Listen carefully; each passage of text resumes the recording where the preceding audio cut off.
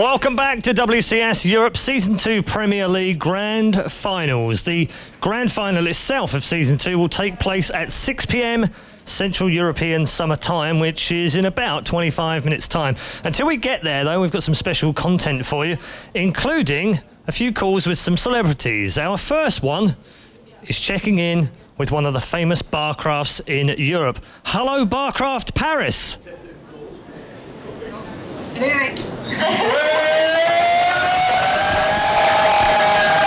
There's a little bit of delay on the satellite there. That's okay. That's good. Okay, how are you doing, Sophie? I'm doing great. How are you? All good here. How are you guys enjoying the tournament? Well, we love it as always. We have a little crowd here Sunday afternoon, chilling out, watching some games. It's great. Cool.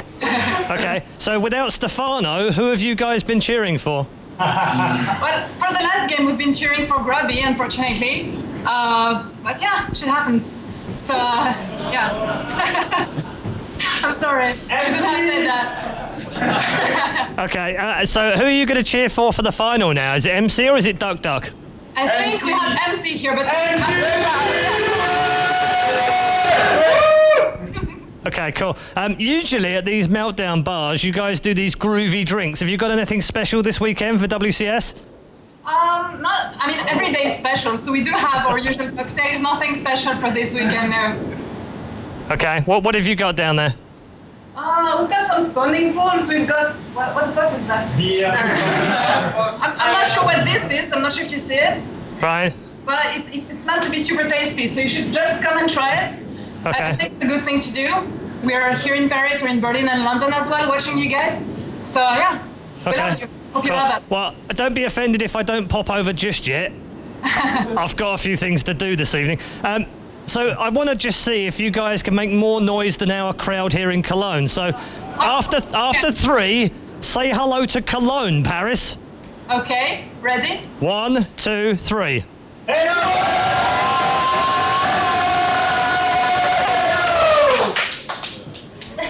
Okay, that was pretty good. That was pretty good. Okay, now let's do the other way around. Cologne, are you ready to say hello to Paris?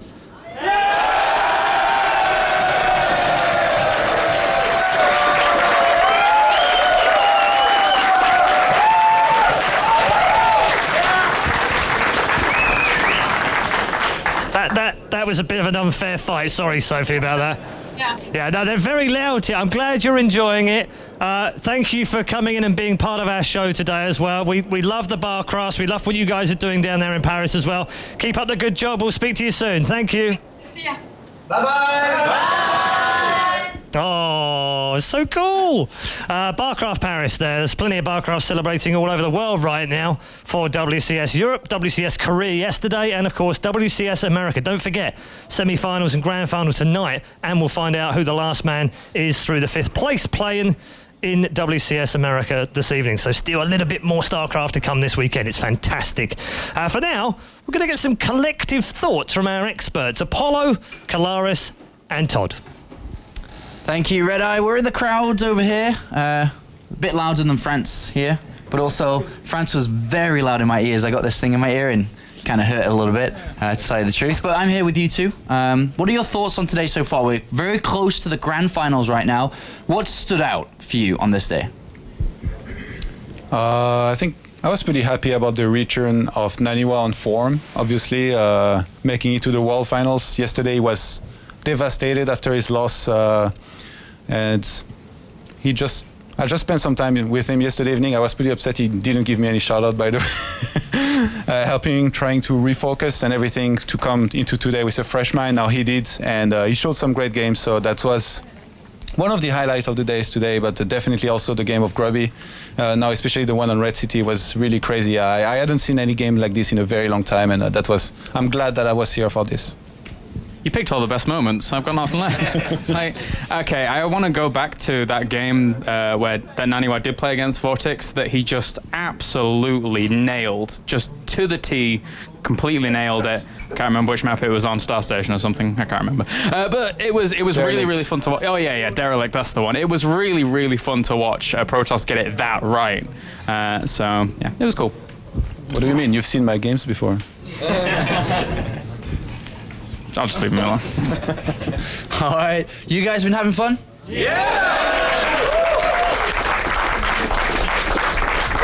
I would like to think so. All right, so I'm just going to take a victim. You're my victim. Come here. What's your name? Niels. Niels? Where'd you come from? From Cologne, yeah. From Cologne. Okay. What's been your favorite thing so far? Is this your first day here, or? Yes, my first day here. What's the favorite thing? It's a great game. The last game was, the thing he saved himself from this pressure of duckdeok. It was a very great moment here, and I thought it was hard to do it myself. Yeah. Oh, I think it's pretty hard for all of us to do. I think all of us together probably couldn't do it. So the finals, MC versus duckdeok. Who are you rooting for? For MC. MC? Is that kind of everybody here? Is everyone? Bostos? Yeah, well, we know it from these guys. You two, we have the finals upcoming. MC versus duckdeok, aka MVP finale. We have a double Codes champion going against a guy who's only been in that same league once, and he lost in the first round. What are your thoughts now coming into 2013? Heart of the Swarm, everything's new. duckdeok's been playing amazing. What are your thoughts for the finals? Every PvP feels like a new opportunity for both players to throw in some new builds, to mix it up. And so far we've seen a lot of different styles, but aggression, every single time aggression. So I think we're going to see fireworks here again. Very aggressive opener. I don't know if you've ever seen one of my best of 3 or best of 5, but I'm going to try to expand a lot and I'm going to die a lot. But these guys here, they just stay on one base and then they just exchange stabs. Later on they try to expand, and they've just been playing so well. So I think we're going to see fireworks no matter what. And I would give the edge to duckdeok just a little bit in these grand finals. I really like MC. I would love it if he won. But duckdeok, on paper, for some people, he might be the underdog, but he's played so well in PvPs. I mean, he struggled a little bit against Grubby now with the 3-2, but Grubby has been playing so well in PvP himself. He beat MC before, so maybe a bit of an edge for duckdeok, in my opinion. I'm going to go with edge for MC, just to be controversial, I guess, and contradict you. The thing is that MC's PvP series against Wellmu and the opportunistic kind of style that he utilized there was really cool to watch. Just the positioning of force fields when blinking, killing immortals and things like that. I think that PvP is a matchup that rewards a lot more opportunistic play that we're actually not seeing as much of. It's more MC that's taking more opportunities than anything in these PvPs. It's funny if you think about it. Usually Grubby beats MC, but then MC he beat Wellmu pretty hard, but Wellmu beat duckdeok, so you have like this triangle, kind of weird triangle. Yeah. So we don't know what's gonna happen. And then duckdeok he beat Grubby ultimately. So anything's possible in my opinion. All right. One thing to add to you, expert and partner in crime over here. Best of 7 makes for a much more dynamic PvP. As you say, it can now change a lot. It's almost like a game of rock, paper, scissors, because a lot of mind games come in as the game goes on. Here we go again. Who is this favor? Who is it favor? You maybe? Me? You know MC, you played rock, paper, scissors pretty often with MC, so you tell us. Well, I'm pretty good. Usually I'm the one winning all the time. All the time. But unfortunately, I'm not a participant. Give me a prediction for the finals. 7 maps. Which way is it going to go before we head it off?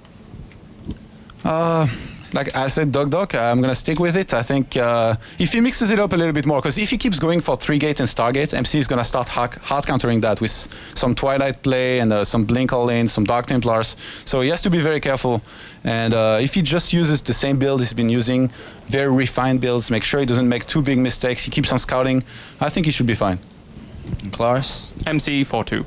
4-2, very confident. The crowd thinks MC is going to win. I'm pretty sure you guys want him to win. We'll see if he can do that. But before we get into the finals, I'm going to pass it over to Red Eye. Thanks very much, guys. Yeah, very interesting thoughts, of course, from all of you. We've got around about 12-13 minutes until the WCS Season 2 Premier League Europe final between duckdeok and MC. So things starting to ramp up in the studio here. We're all getting a little bit tense and nervous. But before we get there, we do have one more celebrity to catch up with. Hopefully live by the power of the internet and small hamsters running very fast in wheels. I present to you BarCraft Odessa. Alexei, how are you doing? Hello, everything is good. Me and my wife watching WCS final, and we miss today Black Sea, not swimming, so we stay home. Cool. And, want to see finals. Okay, cool. So I called it BarCraft Odessa, but you've only really got you there.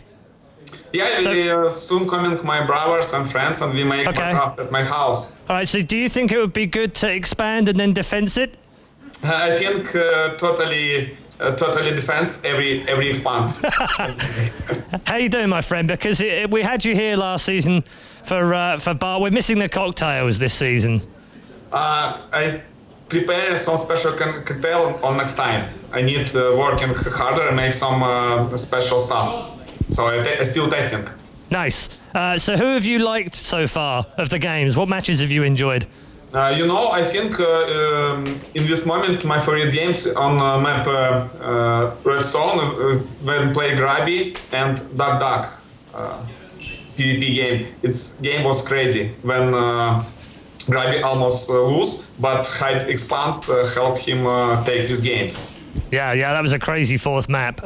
So with MC and duckdeok, what do you think for the final? Do you think MC is going to win another title, or do you think duckdeok can win his first? I support and cheering for MC, but something say me what duckdeok can take is serious. But it should be pretty close. Okay, and when are we going to next see you in some action, some StarCraft Yeah, action? so we'll see together. I want to say a big hi to my friends on Gamescom. Awesome. So we'll see you at Gamescom. That'll be fantastic. There's no bar there, you know that, right? Yeah, of course. Okay, and cool. We meet together and make some expand inside of Gamescom. All right, well, we really look forward to seeing you again at Gamescom. Carmack joked earlier that me and you doing an interview together meant that we had a total age of 104. I think Carmack not right. Maybe 106. Yeah, well, you've got a few years on me yet, so I'm quite happy about that. Thank you so much for joining us at WCS Europe Premier League. Ladies and gentlemen, White Ra.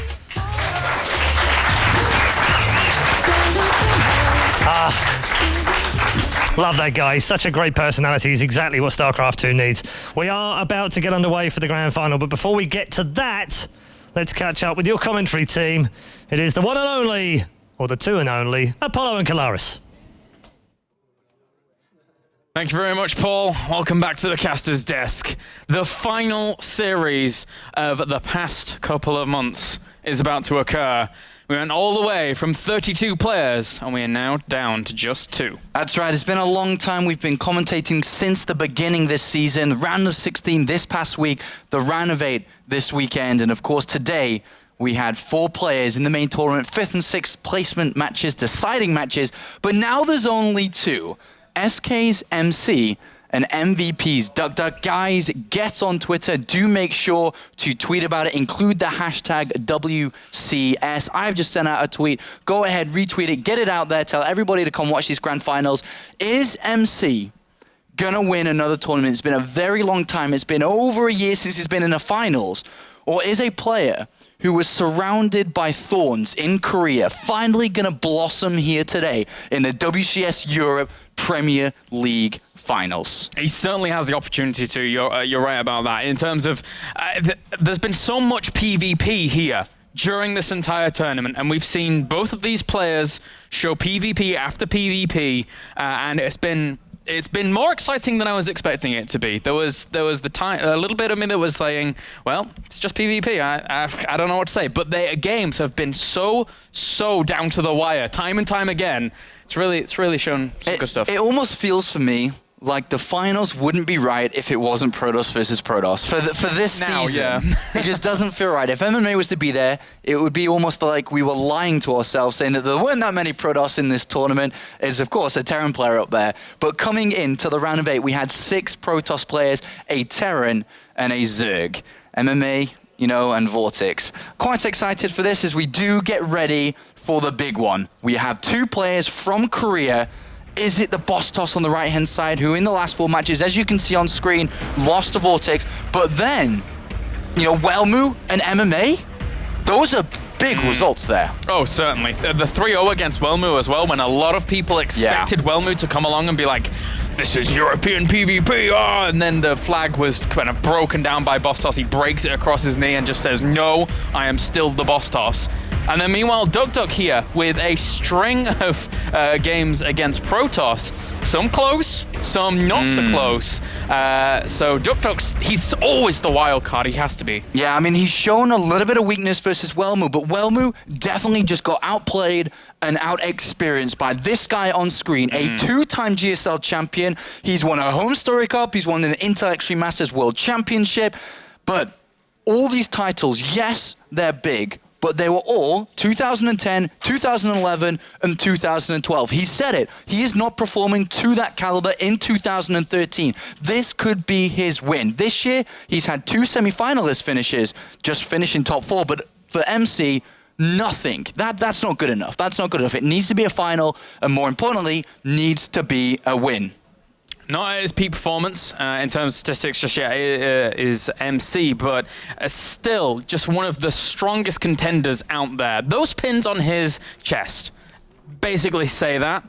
GSTL victory recently with LGIM.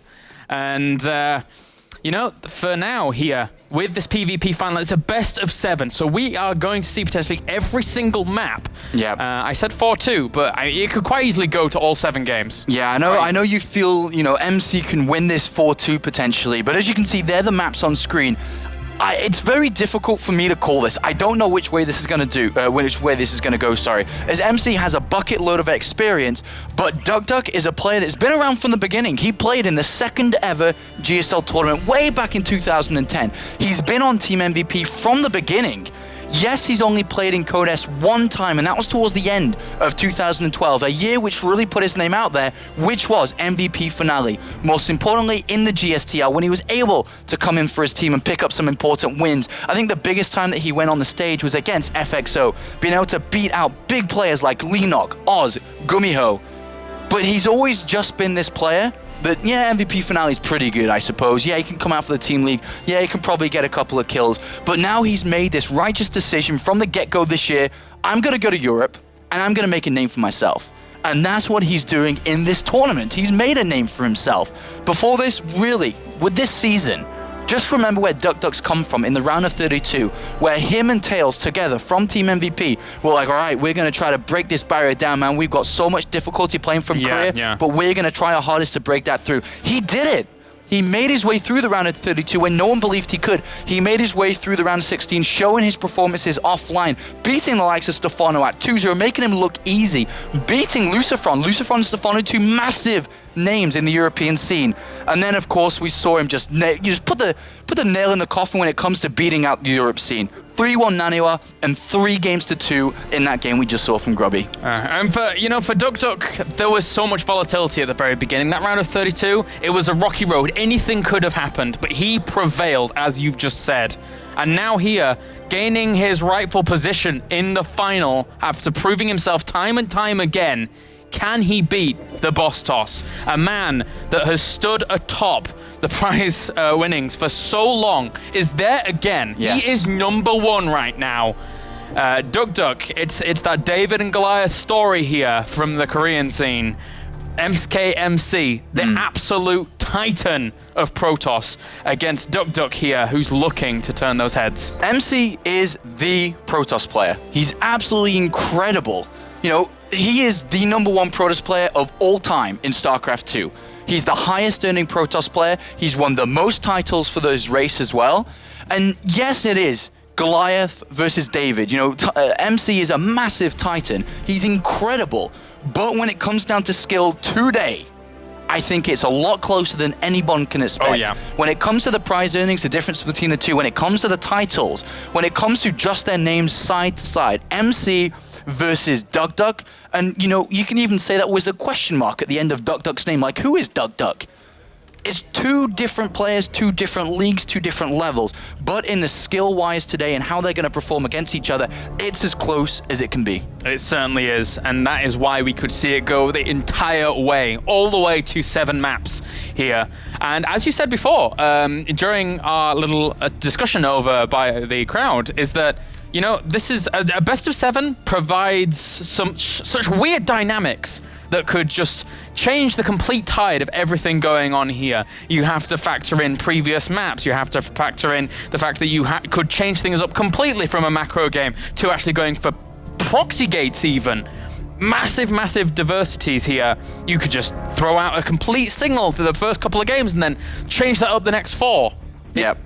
Big, big differences. The difference between these two players as well, when it comes to what you're describing, is that MC's played in multiple best of 7s. He's played in multiple best of 5s in the PvP matchup. Finale, yeah, sure, he's great in, you know, best of 3s, best of 5s from what it seems. But can he play the top level champion StarCraft?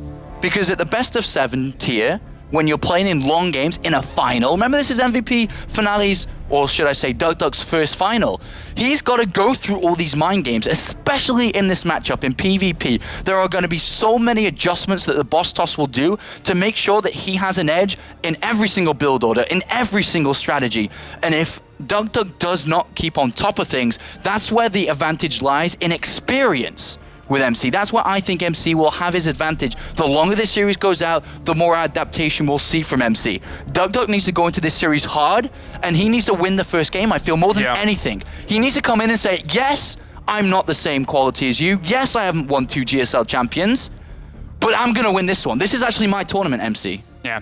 duckdeok needs to say that he is here for blood, as now we jump into map number 1 for the grand final here.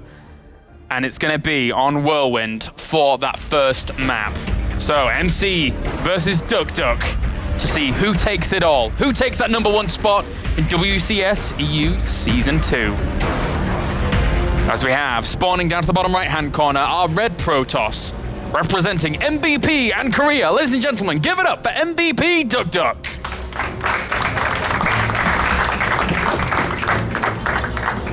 And down to the bottom left-hand corner, our blue Protoss, representing SK Gaming in Korea. Give it up for SKMC.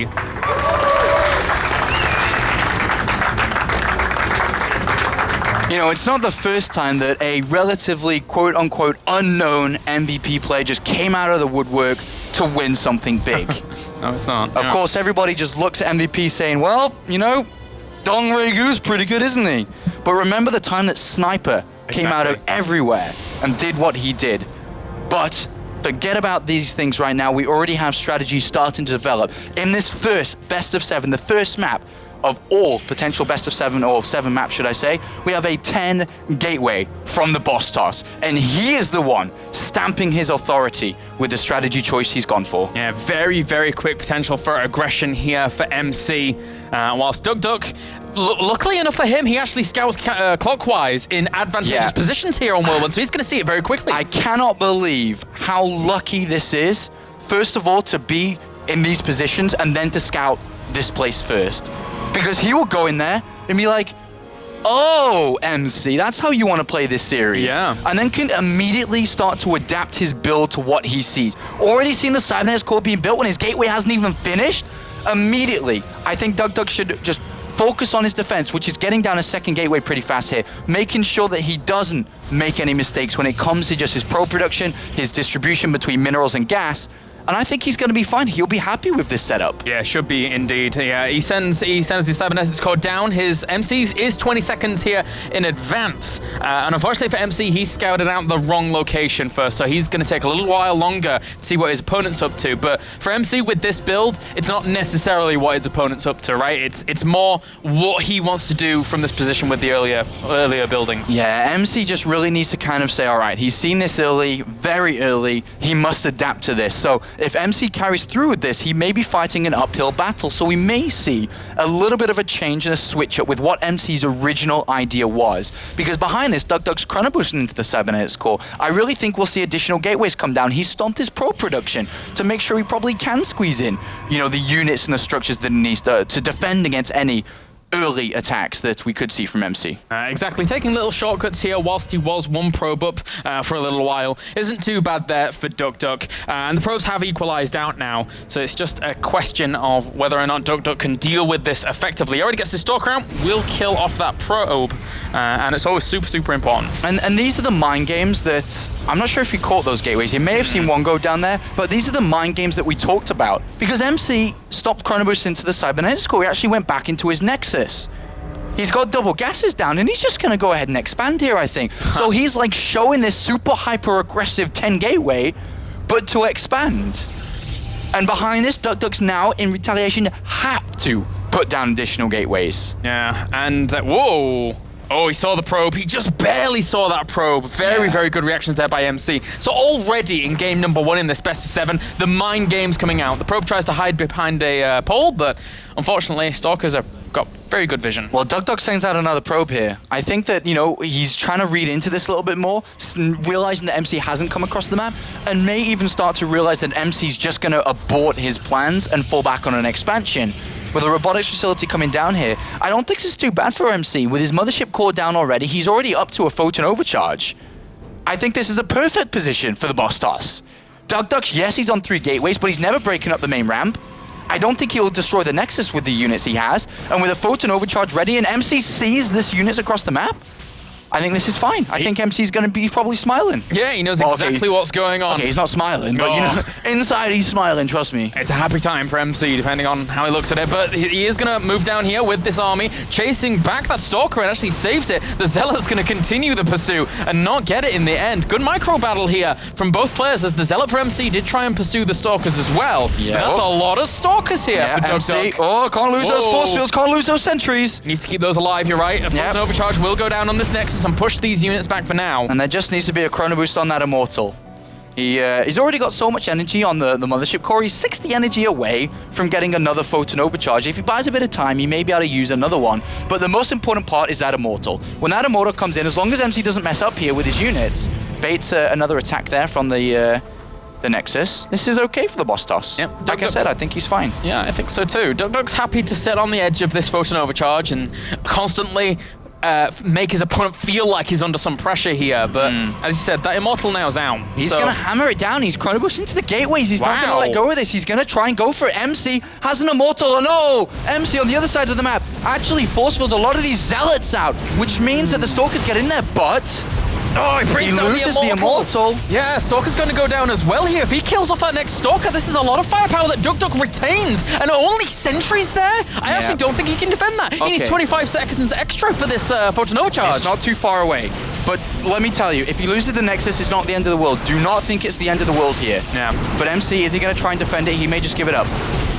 I think he is. Yeah. I think he is. And it takes a lot of lots of mental stability there to actually just say, I'm not going to save it. I gotta sit back for now. It's still not a bad situation here. As long as he gets the Nexus down within the next 30 seconds before 9 minutes 30, that's when I don't think he really loses a lead at all. He pokes down, gets a shot onto that Stalker, but look, this is a contain now. A sentry's there. So that 30-second rule, which is now 15 seconds in, the longer this game goes on with duckdeok keeping MC inside his main base, which is what he's achieved with himself now, the better it is for duckdeok because MC needs to mine from a second base. And all duckdeok has to do is be super mindful of the positioning at his opponent's ramp. As long as he lands a force field properly here, he's going to be fine at the front with this contain. So Warp Prism comes out for both players, in fact, but this is more important for MC here, as he has to do something behind this, and it just got spotted on the very edge of that observer. I wonder if duckdeok was watching that. Well, does duckdeok, if he doesn't, does he have enough to defend against this? MC's fine back at home defending his main base. He's never going to get broken up there like he can't escape. But if a lot of damage is actually dealt here by these 2 Immortals, which is MC's decided to use, he's already going to get 2 probes quite fast here. Brings back the Warp Prism for one reason or another. I guess maybe to micro some units if they're actually going to be attacked. But regardless, maybe pick up the Zealots or something like that. And he's already recalled back. MC's got to be very careful not to lose this Warp Prism here. Yeah. Very careful. That's an expensive Warp Prism. And warps in a few Zealots as well. Don't leave your Immortals there for too long. Still pick it up. Force fields. Yep, we'll pick it up and move it away. But the Photon Overcharge is there now. Going to focus down on that Warp Prism. Shouldn't kill it off, though. Will fly out of range. Oh, 2 hits left. But MC needs to expand now. He is going to play from behind a little bit here when it comes to his economy, but that Warp Prism can be his saving grace if he can keep on doing damage to his opponent while expanding himself. And he spots the Warp Prism as well with the Observer, so he knows that duckdeok knows that he has a little bit of room to breathe now on his bases, and he's adding on a Templar Archives as well. This is pretty quick here. Yeah. So duckdeok taking the advantage even more so in that regard. Yeah, I mean, definitely going to be throwing a lot of gas into Archon's look because he's been stuck on one base and two base so long without actually doing anything with anything. He's got a bunch of gas. So he's going to be able to go. Look, DTs and Templar Archives here. That's hidden up there. But if MC was to spot this, shouldn't. And duckdeok did lose his Observer, so that's a good pick off there from MC. Meanwhile, MC only has one Observer of his own, which is somewhere. So in the main. But MC is behind, definitely, because look at the probe difference. The Nexus still isn't finished. It's 45 to 35. duckdeok's managed to establish himself a lead. And it really almost comes down to MC being a bit overconfident with his setup, allowing so many Stalkers through when he could have cut it up a little bit. And then, of course, losing the first Immortal, let him destroy his Nexus. And duckdeok trying to get out of a bit of a supply block, throwing down 4 pylons here in response to that. But he's still ahead of MC in terms of a little bit of army supply, but more so those probes, as you previously mentioned. Throwing down a few gateways as well. And interesting, MC is going for the Forge here. Depending on whether or not duckdeok actually moves out with a load of Archons, he could do damage, but with the Dark Shrine going down as well, I don't think that's his plan to just move out. Why would you get Dark Shrine and Templar Archives if you were going to move out? Yeah, he's definitely going to try and get DTs in the main base. Oh, MC had 4 Stalkers and an Observer in his main base, but he just pulled the 4 Stalkers. Okay, calm down, they're back in there. They actually moved away, because what we'll probably see is the DTB warped in from the Warp Prism. MC goes in, sees the Templar Archives, which is a bit of a mind game in itself, because usually he can't afford both. But he's okay here. Despite not knowing about this, he's got an Observer of 4 Stalkers. Oh, one's on the natural, though. Yeah, that's his only Observer as well. Oh, no! Exactly, that's his only Observer, so he's having to be drawn between 2 locations here. Nice. And he never saw the Warp Prism in the main, so he didn't know about the one in the middle. duckdeok, beautiful play here. MC was already, 8 probes behind? Now he's even further. This was a nice couple of moves there by duckdeok. Yeah, he's extending that lead right now. 56 workers to 41. duckdeok here in game number 1, playing so well. Double Forge goes down behind this in response to seeing his opponent's Forge. So why not actually go for that Double Forge? Going for the expansion as well. He knows the lead that he has. He can judge it very nicely here. duckdeok's playing out game number 1 fantastically. Very good start here for the underdog. duckdeok, a lot of people expecting MC to win, a lot of people wanting MC to win. But duckdeok, if he hasn't made a fan of you yet, by God, I think he will by the end of this series. He's played out a great season so far, and let's see if he can continue to do well here. As finally, that Dark Shrine might be scouted here by MC, or not. Oh. So close! On the very edge. And Dark Templar is going to move in here, but there is the cannon to provide the vision eventually. Warps in zealots around it. Yeah, it should be fine there to deal with that eventually. Does see it, and oops, just moved out of the cannon range, unfortunately. That was so close. That was. Yeah, now it's in vision again. Yeah, and does die off with the price of a zealot, but that's not too bad. duckdeok now moving into a position of assault, or at least to deny his opponent's third. Well, the boss toss isn't too far behind here. He's got a +1 attack. His opponent hasn't. MC's got quite a comfortable army here. And a lot of force fields, but the Archons are there as well, actually. Never mind. Well, if he's able to kill the Warp Prism, the retreat has to be signaled here. That you can't reinforce. MC has a Warp Prism of his own. And it's 71 army supply against 80, so very, very close in that regard. And MC is going to continue pushing him back. Starting... Zealot charge is about to finish, though. That really gives duckdeok an edge. Yeah, that's a big difference here as he actually turns around for the fight. Time warps go down for both players, though. And they're just going to posture elsewhere. This is very close right now. It's very close, but that supply lead is actually in probes here, not army. Yeah. So MC, but behind a little bit with the Immortal just by 1. He's got to choose the right fight here. Time warp has been used by both players. And we're about to have a +1 attack and shields.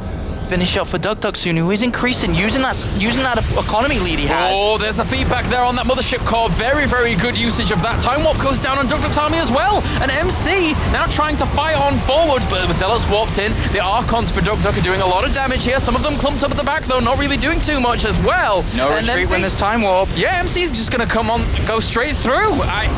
I don't know if he can continue this though. duckdeok's army still very strong. Yeah, very strong. Remember, he's got a better income than MC has, which means he's going to be able to reinforce a little bit faster. The Immortal's on the high ground, doing a lot of damage here. MC needs to be careful, but he is fighting very well. But with more and more units coming out, I think duckdeok with a new set of reinforcements, now his +1's done, and shield, will probably be able to push this back. But look at this. MC does managed to leave without really losing anything, but still 70 probes to 58, which means yes, the supply was even after they finished that fight, but it's now going to start to rapidly rise for duckdeok. That's certainly his one advantage that he has here. Just getting out a few more High Templars for those Archons again. A few more gateways go down for him as well. So neither player just yet committing to any tech switches here. Just Zealot, Archon, Immortal. And I don't mind that in the slightest. That's basically where all the power is here in this matchup right now. As MC throws down a few more gateways himself. Yeah, he really needs to get that army supply count up just a little bit more here. 53 to 58 and climbing for duckdeok, who doesn't have +2, as you can see MC does. So that does help out a little bit here. And MC does have +3 on the way as well, but he needs to survive the night, which is going to be this next attack. And it's 7 Immortals to 5, equal Archons, a little bit of a Zealot lead. And I mean, duckdeok just tries to, do some harassment up to the 3rd base, but throws down a 4th behind this as well here. So duckdeok knows he has an advantage in this regard, knows that his income is phenomenal and can try and go for that. But the Warp Prism is there. Zealot's going to try and hunt down an Immortal, but Zealots are morphing in to protect that. And they're choked up there, so they're not going to get too much done. The cannon.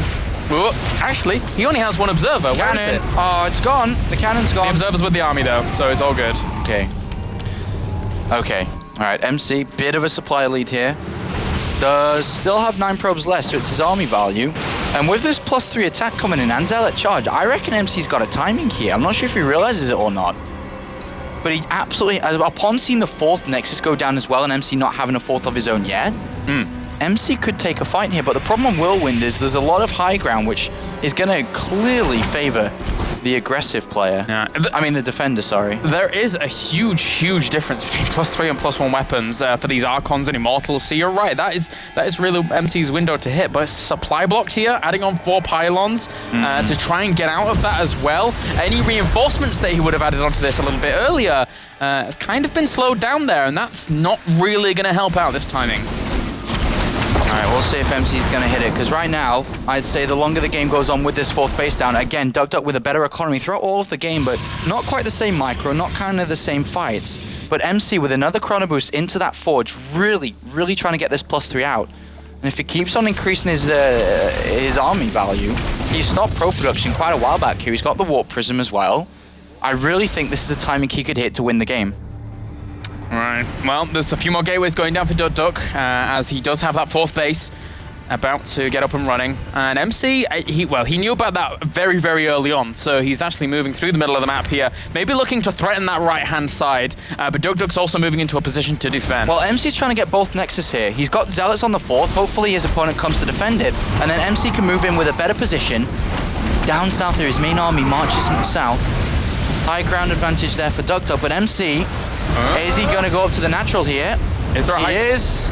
There's no High Templars out actually here for duckdeok, so even if he wanted to land a feedback on his takes the high ground. And with a time warp behind it. Yeah, and this is really good here for MC. Look at duckdeok's supply plummeting. He kills the Nexus and just recalls down. And look who's got the supply lead, while Zealot's been destroying probes on that 4th base as well. More going across the map, and MC all over the shop right now. MC playing this game out very nicely, considering the position he was in before. 2 High Templar also walking in, again, for more Archons here for MC. And once he maxes out, I don't think duckdeok can actually max out as quickly as him, so he could just go for a straight-up engagement again with superior weapon upgrades and the armor about to come along. Absolutely here, and we're destroying that natural Nexus. He's hurt duckdeok's income quite a bit there. Would love to be mining gas and minerals from there. But MC moves forward, very close in army. Overall, very close. 9 Immortals each, same Archon count each. MC's got a little bit more Zealots here. And 4 High Templar. But here comes the boss toss.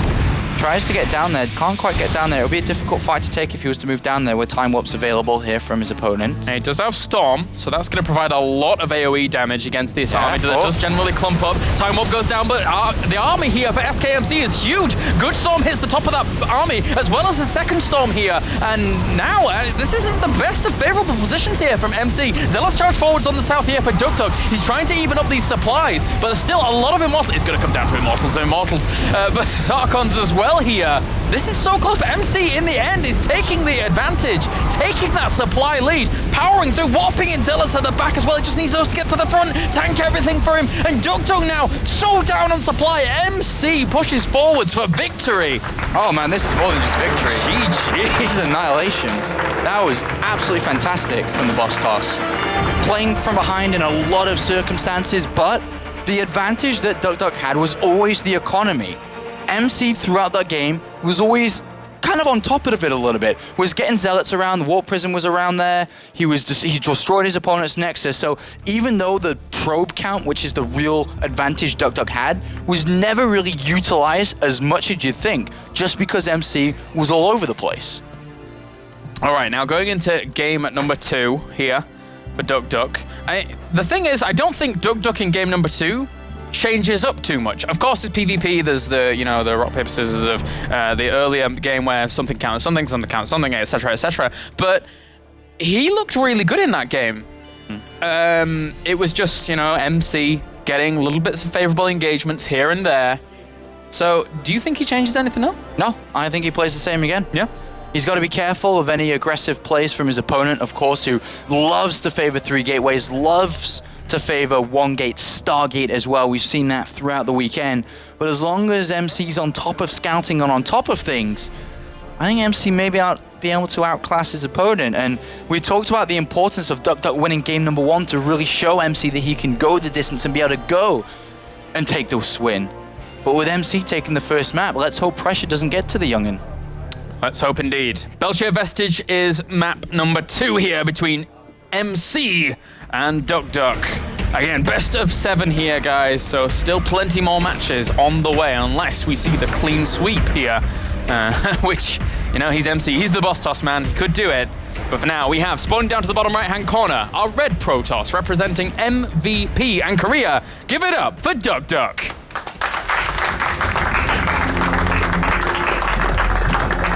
And up to the top left-hand corner, our blue Protoss representing SK Gaming and Korea. Give it up for SKMC. Remember, it's important to stay hydrated, Claris. Stay hydrated. Stay hydrated, as MC was drinking that water in between the games, making sure that he is ready to go into this next map, as he does start this best of 7 series with a lead, just 1 game. 1 game doesn't make the biggest of differences, though. It's more of a confidence thing, more of a motivation, not motivation, sorry, momentum thing. Momentum really kicks in when you go 2-0. Oh, yeah.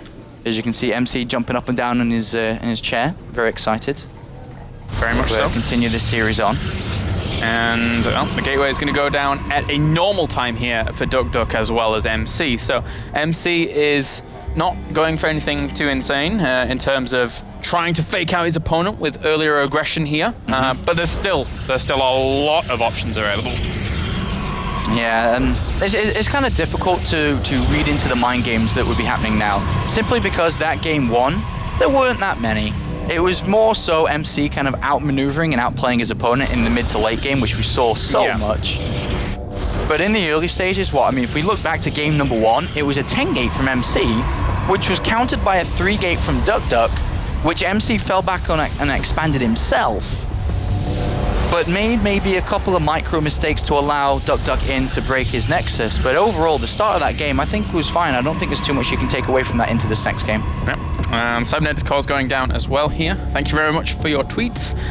Make sure to hashtag WCS and tweet at us, guys. Who do you want to win this finals between MC and duckdeok in this PvP? Again, we've seen so much varied PvP. I myself have been surprised at the levels of variety from it, and it's been very entertaining to watch.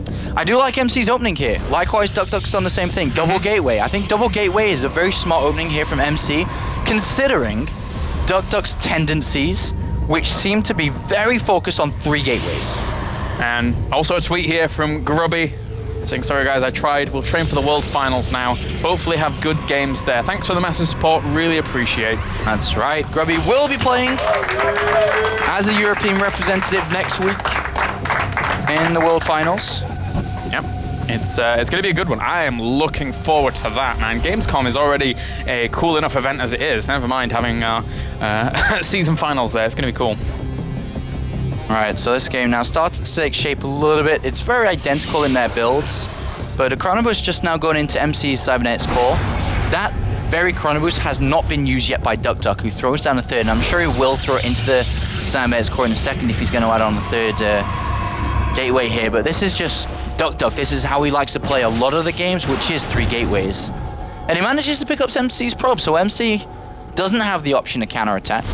Opponent has his gateway down, pylon down, sorry. And Dempsey never even tried to actually scout out his opponent's main, so he's still playing in the dark somewhat here. Yep. Has to prepare for almost everything in that regard. duckdeok here with the aggressive pylon, and both players go for Robo. So very, very similar builds with the addition, of course, of that third gateway for duckdeok. But neither of them really know what's going on, which is why they've chosen the Robo, because it's kind of one of the best all-round here to be able to get the Observer in case as DTs. And of course, if there's blink play, if there's gateway play, you know, the reason to get the robotics facility. But neither of them really know what's going on. MC's trying to squeeze out a probe to potentially get around to build a pylon to use that as a reinforcement point. And he went out at the perfect time as well. Just as duckdeok comes in and has a look around himself. 3 Stalkers to 2 right now in favor of duckdeok. But I don't think he's going to be able to find any opportunity here just yet. Pokes up with the probe to see what's going on. But he'll be greeted by a wall of sentries. Oh yeah, he definitely can grab a force field there. Pull that Stalker back on the right-hand side, and he picks up a free kill. Nice one there, MC. So it is 1 probe each and 1 Stalker.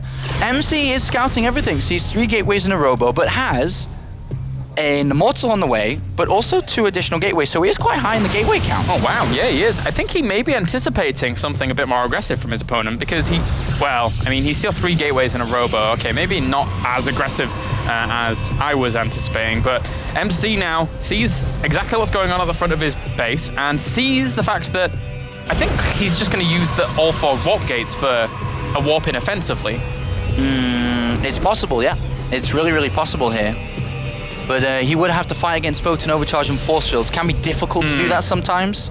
But he definitely needs to break out from this contain. Doesn't want to fall into the same trap as previous. Well, that's the thing. Like, can he even break out that easily? Because duckdeok could just throw down the force field and say no. Oh, that was a really good force field, by the way, to prevent these Stalkers and units joining forces here. And it was a nice try as well by MC to warp in on the low ground. So not as offensively as I was assuming, just offensive against this front contingent of units here by duckdeok. duckdeok's been very safe. He had to get double observers. He had to, not rush his expansion down because he didn't really know what MC was doing, whether it be DTs or anything. So he's played it out very safe. But MC does break out. But still, the deficit between the 2 Nexus is rather large here. And with focus onto the economy from duckdeok, which will be Chronoboost into the Nexus here, faster gases on the natural, that's where, once again, he's going to have a slight lead going into this game. Just through his build, just through his aggression, he's able to pin MC back a little bit too long inside the main base from what MC really wanted it to be. Very nice here by duckdeok in the opener of game number 2. Does lose an observer, though. A nice snipe out there by MC. And it's just double pro production here all the way for duckdeok at the moment. 34 workers against 29, 2 more on the way. He's Chronoboosting that Nexus too, just really pushing that further and further out there. MC throwing down the Twilight Council. I have a feeling that's for Blink, more so than anything here. MC's shown that he loves to go for random timings in PvP, which involve Blink and Immortals. But it also could be for the Dark Shrine now that he begins the Warp Prism, so he could use it to warp in DT. So 2 choices here from MC. 1 will be the right one. And he catches a free Zealot, or 2, up to the top right-hand corner as well. So that's nice for him. Even the Warp Prism, as you said, going down. Scouts around, has a look, see what's going on, sees the fact that those 2 buildings are down there in the form of the Forge and the Twilight Council. So he knows how far along he is ahead in relation to his opponent, almost to the T, as he's scouting out everything. And may look for opportunities off the back of that, as you said, with the Blink. MC, though, I mean, Blink's one thing he has over his opponent, but nothing else. They're very equal in army. MC's a little bit behind in supply here, as the income tab shows a big difference between the 2 players, almost double with the gas here for duckdeok, which probably means we'll see the 10-power archives come down quite fast. MC, though, with Stalkers and no gases still on his natural, what's his minerals going to do? Are they going to be gateways here? Is he going to try and do an attack, which I don't think would work?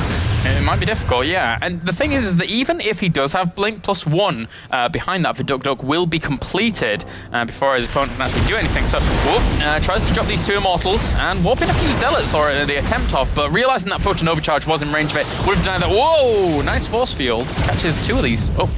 One of those Stalkers. Yeah, not bad, not bad. MC's still trying to look to get himself equal in this game. Dedicated a lot of mineral resources here to be able to go for this Immortal and Warp Prism drop, but only just now getting his gases on the natural. So what we'll probably end up seeing now, as mentioned, is the Twilight Council Templar Archives come down soon from duckdeok. If he was to play normal, Zealot Charges come down here as well. He's got a lot of gas banked up, so it makes the most sense for him to do this. On the other side of things, though, DT, Dark Shrine, comes in for MC, who, you know, maybe should have opened that first of all. I'm not too sure about this Blink play. I kind of like the third timing from duckdeok, having shut down his opponent's poke at the front and shut down the Warp Prism at the back, knowing that everything's there in place and knowing when to actually deal with that. There's not a whole lot MC can do to this third. He can't really threaten. Well, MC's adding on cannons in his mineral lines. He's got absolutely no idea what his opponent's doing, has no idea about this third base. So, again, MC faces the kind of same dilemma that he had previous. His opponent's going to have a much better economy, which means he has a bigger army, a more quality army, a higher quality army. And until MC sees this, how does he play? How does he actually play StarCraft without this intel? Yeah, he needs it, and hopefully he should be sending Hallucinate Phoenix over there for himself to actually spot that. He sends his Stalkers out. Now, I don't mind this too much because he does have Blink. He has the ability to actually just retreat on out there. But duckdeok starts his +2 weapons. Well, MC just warped in 4 DTs. Ooh, where are they? There. Okay. That's 4 DTs. That's a lot of gas. That's, no, not the Templar Archives. That's not Zealot Charge. That's not Archons. That's true. We have 1 Observer out for duckdeok. Well, MC's going to pick off maybe a Stalker here if he blinks away and almost gets it. We'll get that one, though. Poor little guy. He's like, I didn't expect this. And the other one. Turn around, go on. Go on. Get it. Oh, I'm not seeing it. Never mind. DTs, though. 2 in the main base, 2 in the natural. MC using that gas. Is it going to work? It's gonna be. I mean, he has the opportunity to. No cannons, man. Yeah, there's no cannons. There's only 1 observer. It's in a bit of a dilemma now. Where do you go? Do you go to the natural and try and save probes? Yes, you do, because you're closest to there. But all the while that's happening, the main is taking damage. Yeah, MC's doing a lot of damage here, killing off quite a few probes here, equalizing the probes, 55 to 57. And even getting the Zealot for his troubles there as well. But more importantly, stop his opponent from mining. So this is now probably the perfect time where, you know, he's able to catch up in this game. So he's been looking for that opportunity all game long. Still 5 probes behind, 6 probes behind his opponent, as MC did stop probe production for a few there, but he's not on 3 Nexus compared to, you know, what duckdeok is. So it does make sense that duckdeok is climbing up a little bit faster. And those Stalkers with the extra blink mobility were actually hunting down pylons. They found 1 the reinforcing ones from duckdeok, or the harassing ones. They haven't found that second one, though, up to the top left near his opponent's base. So that's certainly something that MC would like to try and find. I think he probably will find it, actually, with the Stalkers. Yeah, probably will do, but the biggest concern here is MC, I don't think quite did enough damage. He did damage, which does help. Maybe it's helped the cause, but he definitely hasn't equalized or put himself in the lead. You can tell by the numbers here, is that the worker supply behind and the army supply. But if mistakes happen like duckdeok being supply blocked through losing all these pylons, yes, MC can start to catch up. There is no Zealot Charge. There are now Archons coming in. The upgrades are very similar here. And the army strength between 2 of them is similar. So I don't think duckdeok can really accomplish anything by attacking, but maybe he doesn't realize that. But now this opens up a chance for MC to drop in the main base again or something. Yeah, as soon as he realizes that that's way out of position, he could certainly do. The Immortal count's 8 to 6 right now in favor of MC, but he does not have as many Archons, so that's the deficit there. 154 supplies of 154 just for a point then. duckdeok's taking that high ground slowly. He's got it. Time warp down. He's got the high ground. He's pulled MC out of position. He's warping in a high Templar. He wants to go for that feedback once again. He's going to get the Nexus. He does the feedback.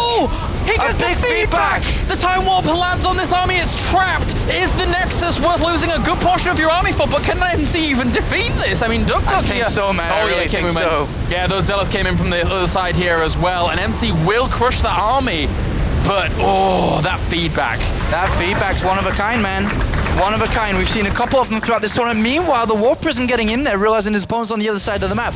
And we talked about, can MC find a way back in this game? The answer is right here, right now. It's still kind of equal, but upon losing all the Immortals, yes, his opponent has a lot of gateway units down, but 8 Immortals to 1? That is a big, big difference here. And now how can duckdeok actually kind of play against that? If MC continues, if he warps in Zealots or something like that over the other side of the map, but that being said, he doesn't have a pylon, he doesn't really have that many minerals, he needs to get his economy back going at the natural. So he's in a bit of a catch-22 situation. He would love to pressure, but I don't think he can do that much just yet. And MC's got double time warps here.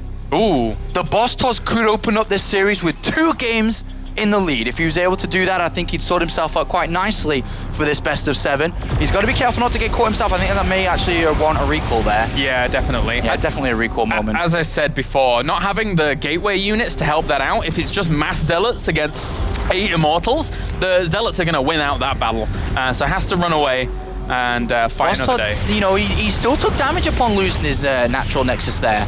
A couple of units here. Oh, that's not good for MC, but he does have the high ground. Is he going to be able to deal enough damage to these Zealots? Yes, he does hold duckdeok back for now, but a counterplay, big counterplay coming in. So many Zealots. duckdeok taking advantage of the fact that his mineral income was so much higher than his opponent's and trying to just warp in Zealots where he can, but MC not letting up just yet, just holding on to that quite nicely. Loses the cannon in his mineral line, but he cleaned it up in the end. Just clean it up in the end, indeed. MC is trailing a little bit in upgrades now. His opponent does have that +3 attack. Finally, Zealot Charge gets upgraded here, or at least begins.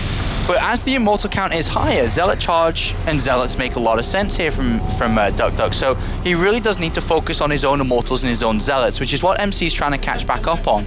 But meanwhile this is going on, duckdeok is replenishing the Immortals he's lost. So eventually, by the looks of it, as MC prepares for all the Zealots, duckdeok may be ready for the Immortals now, so it may kind of equalize up a little bit. But the big difference is that +3 to +2. And the thing is that until that Nexus Snipe came along, their upgrades were pretty much, I would say, you know, duckdeok was 30 seconds ahead, but the damage that duckdeok did at that natural really caused MC to fall behind greatly in that, because, you know, you have to be replenishing units. There's nothing more you can really do there. And now duckdeok, 181 supply, sends some Zealots into his opponent's main, trying to draw him away, trying to do some damage, sending Zealots to the third as well here. duckdeok doing a very good job of spreading MC thin. Yeah, that's really nice here. So I think it would be nice to maybe use a Dark Templar here to help deal with this.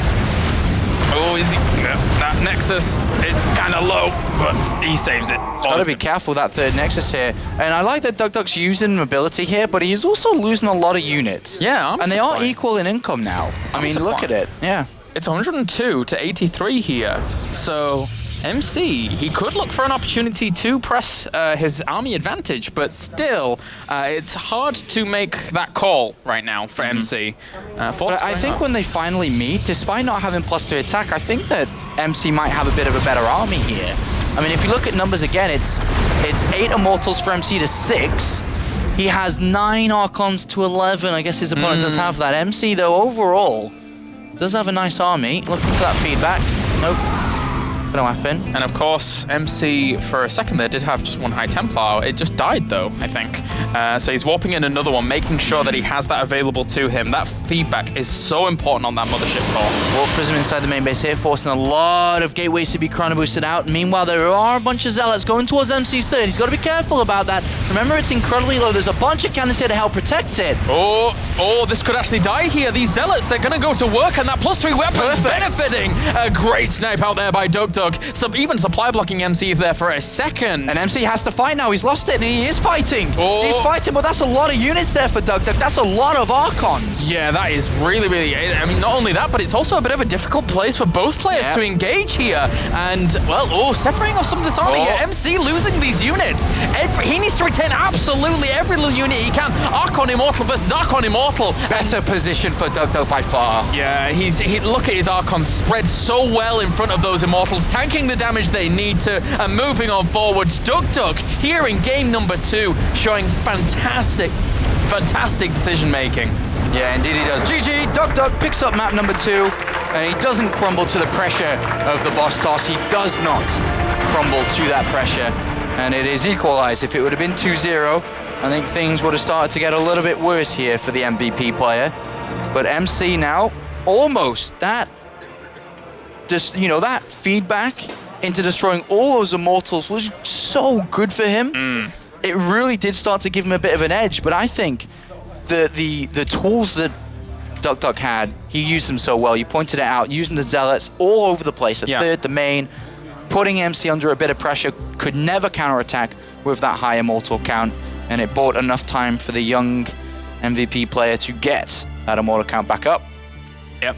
I think that even when you actually snipe out that Nexus, and even if the feedback does land and you can't recall out, as long as you can kind of buy the time, like we saw him do there with those tools that you previously just mentioned, you can still play the game out, and duckdeok did really, really well. So as I said, that decision making, very strong here. Game number 3 will be on Star Station. We're back to kind of best of 5s, but with 2 games that have shown each other what they are capable of. Neither player looking to go to Colossus, importantly. Screw Colossus, man. Yeah, they're dead ducks.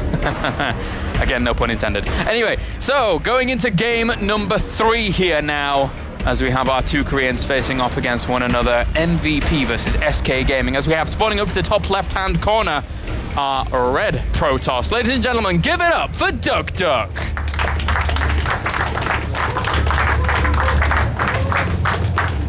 And spawning down to the bottom right-hand corner, our blue Protoss, representing SK and Korea. Give it up for MC.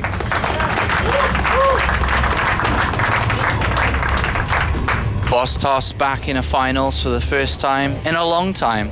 I think it was August 2012, the Asus ROG Summer Tournament was a finals he played in, lost versus Tasia. I think it was 4-2. Don't quote me on that. I think it was something around that. But now he finds himself in another finals. But duckdeok finding himself in his first big finals. He's hungry for it, man. He is.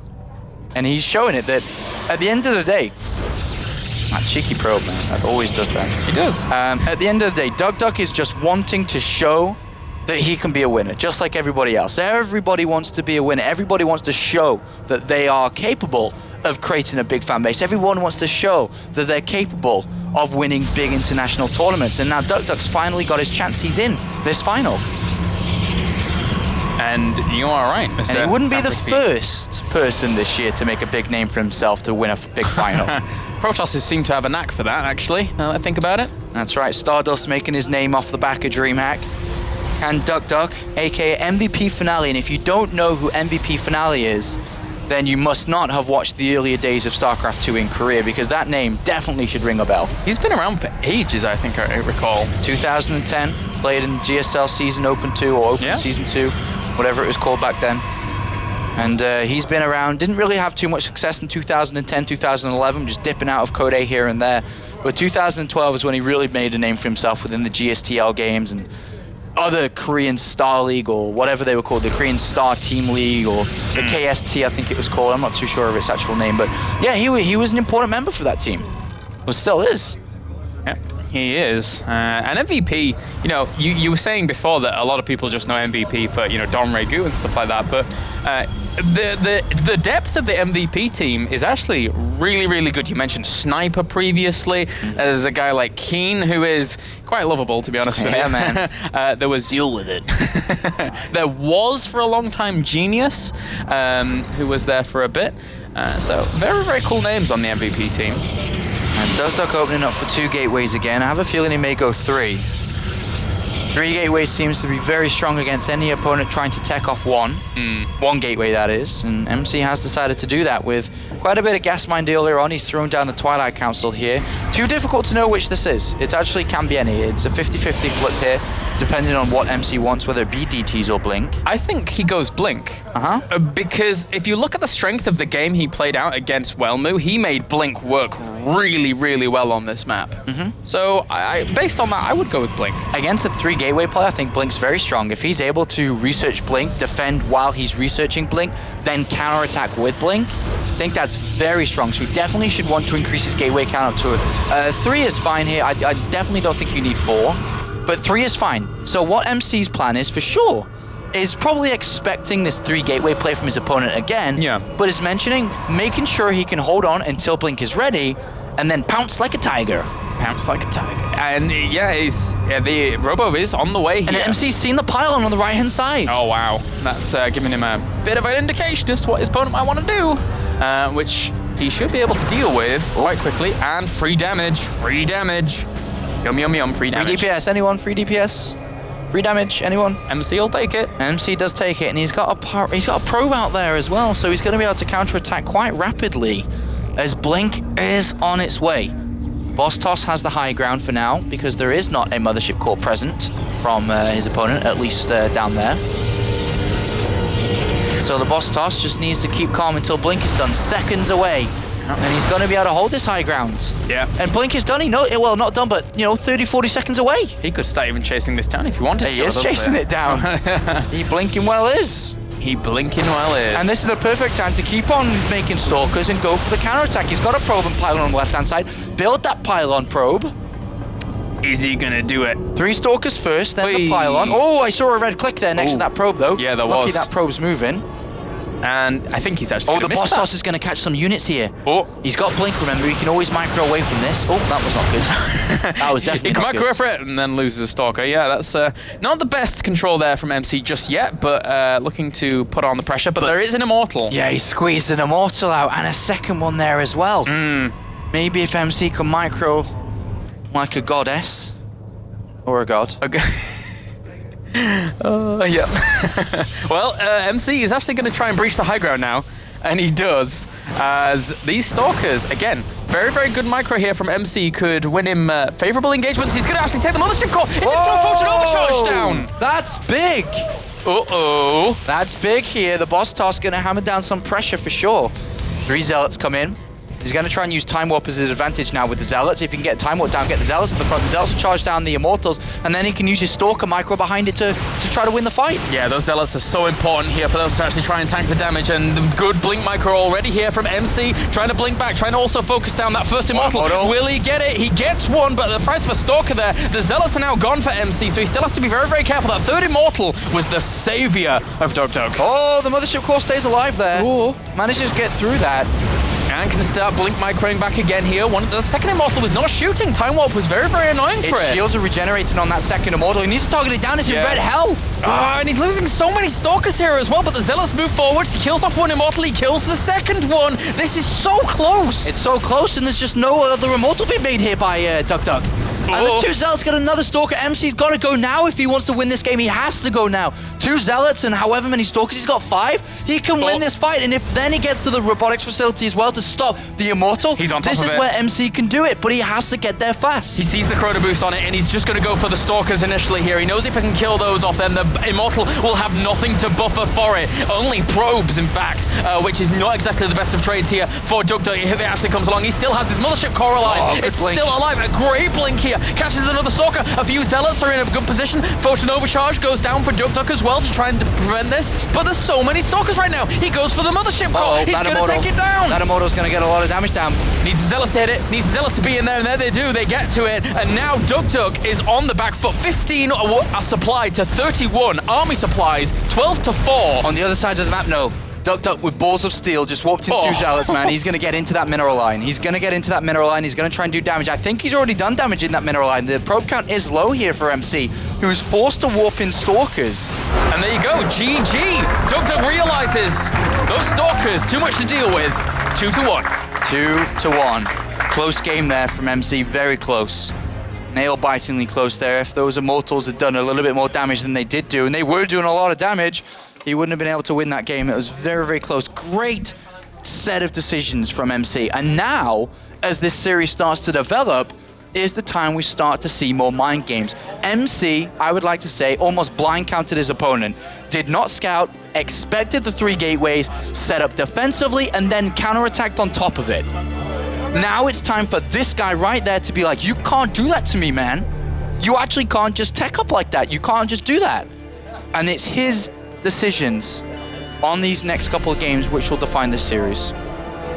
Finale, duckdeok here, just gonna take a moment to sit down and take a look at things here.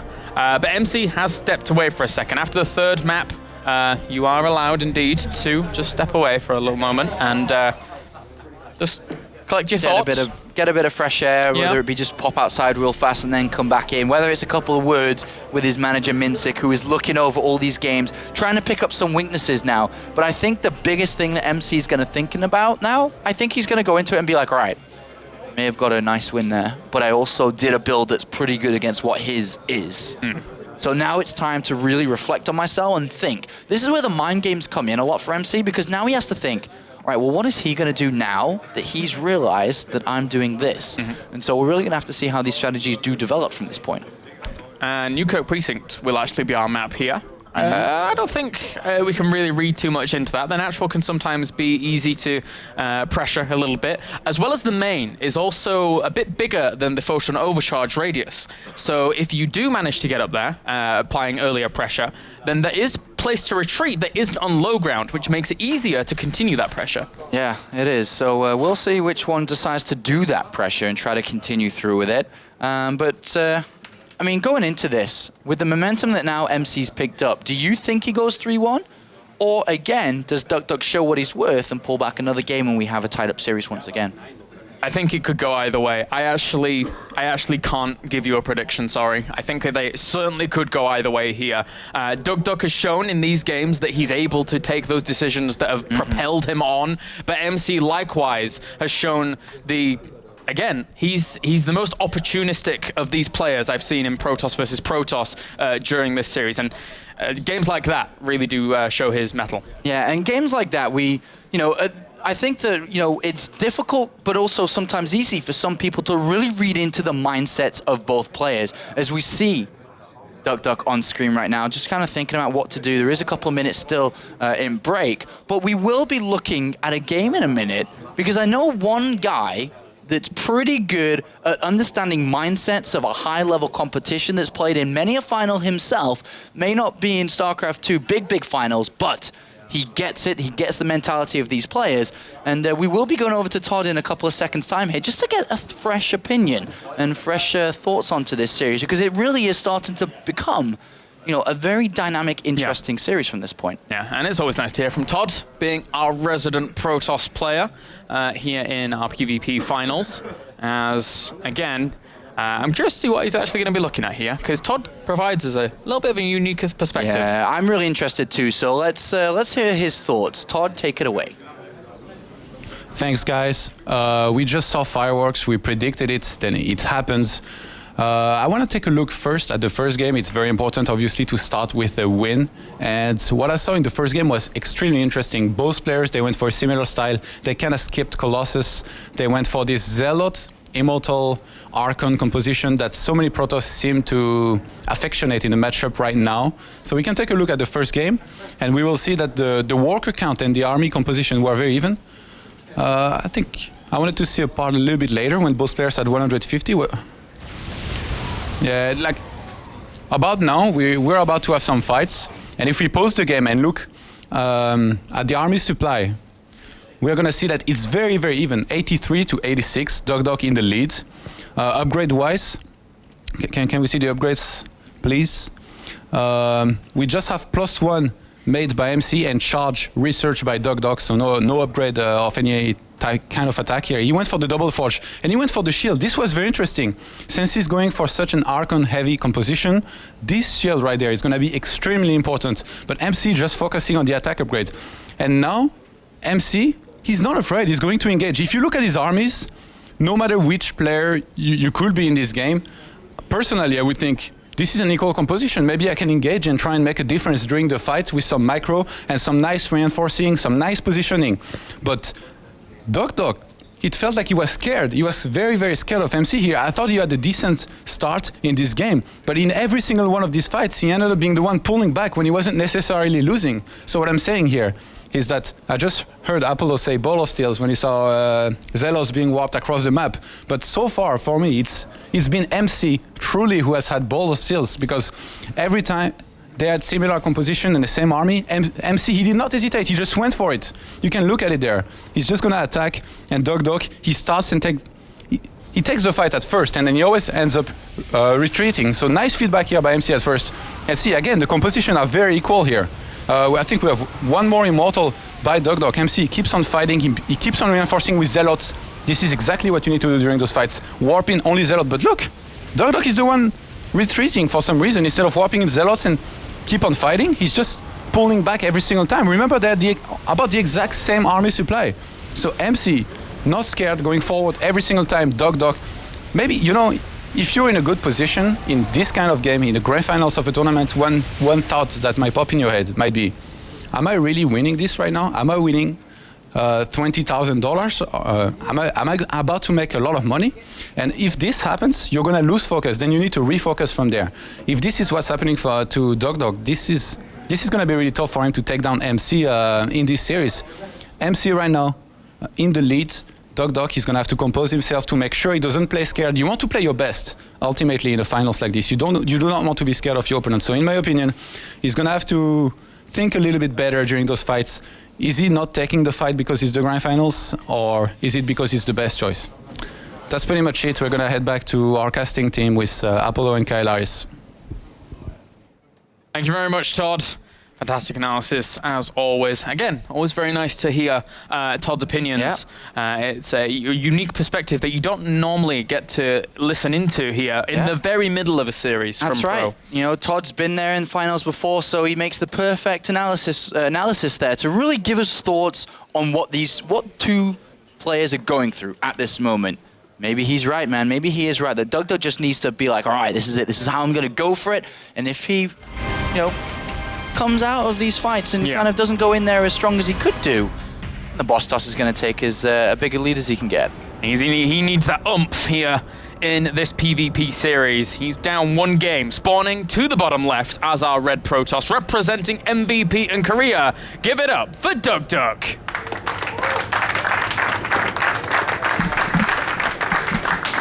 And down to the bottom right, our blue Protoss, representing SK Gaming and Korea. Give it up for SKMC.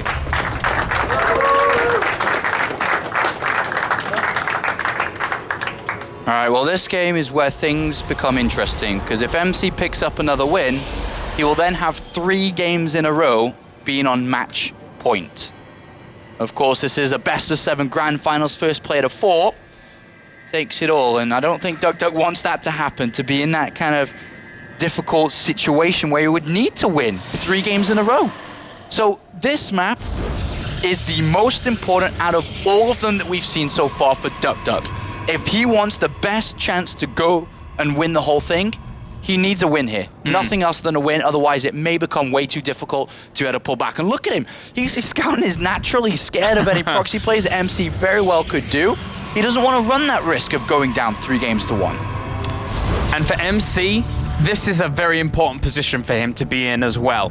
Because if you look at the current WCS rankings, if you think about points, if you think about where MC came from, in the first season, very few points, if any at all. Season 2 had to perform super well to get himself on that board, to get the points, to not only do very well here, but advance onto the season final to get more points, to gather so that he could eventually try and contend for one of those top spots to get that grand finals at BlizzCon later on in the year.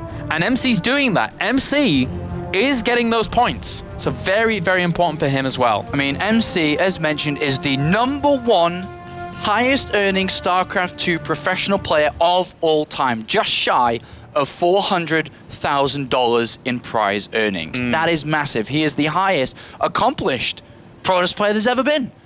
What would BlizzCon at the end of the year be like without that individual? What would it really be like? And now is his time, as he made the full transition to the European Premier League, to get those points. And he is banking points, man. He is banking a lot of points. And if he's to win this and then do well in the Season 2 finals, which could happen, he's top 16, man. It's that simple. It's a long transition, but if you can stick it out, just like a player like MC can, then it's certainly fantastic.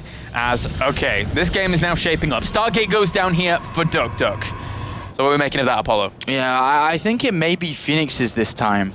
But the problem is he's chosen to do this on a map which we see a Mothership Core cross that middle pathway every single game almost. At least from one player.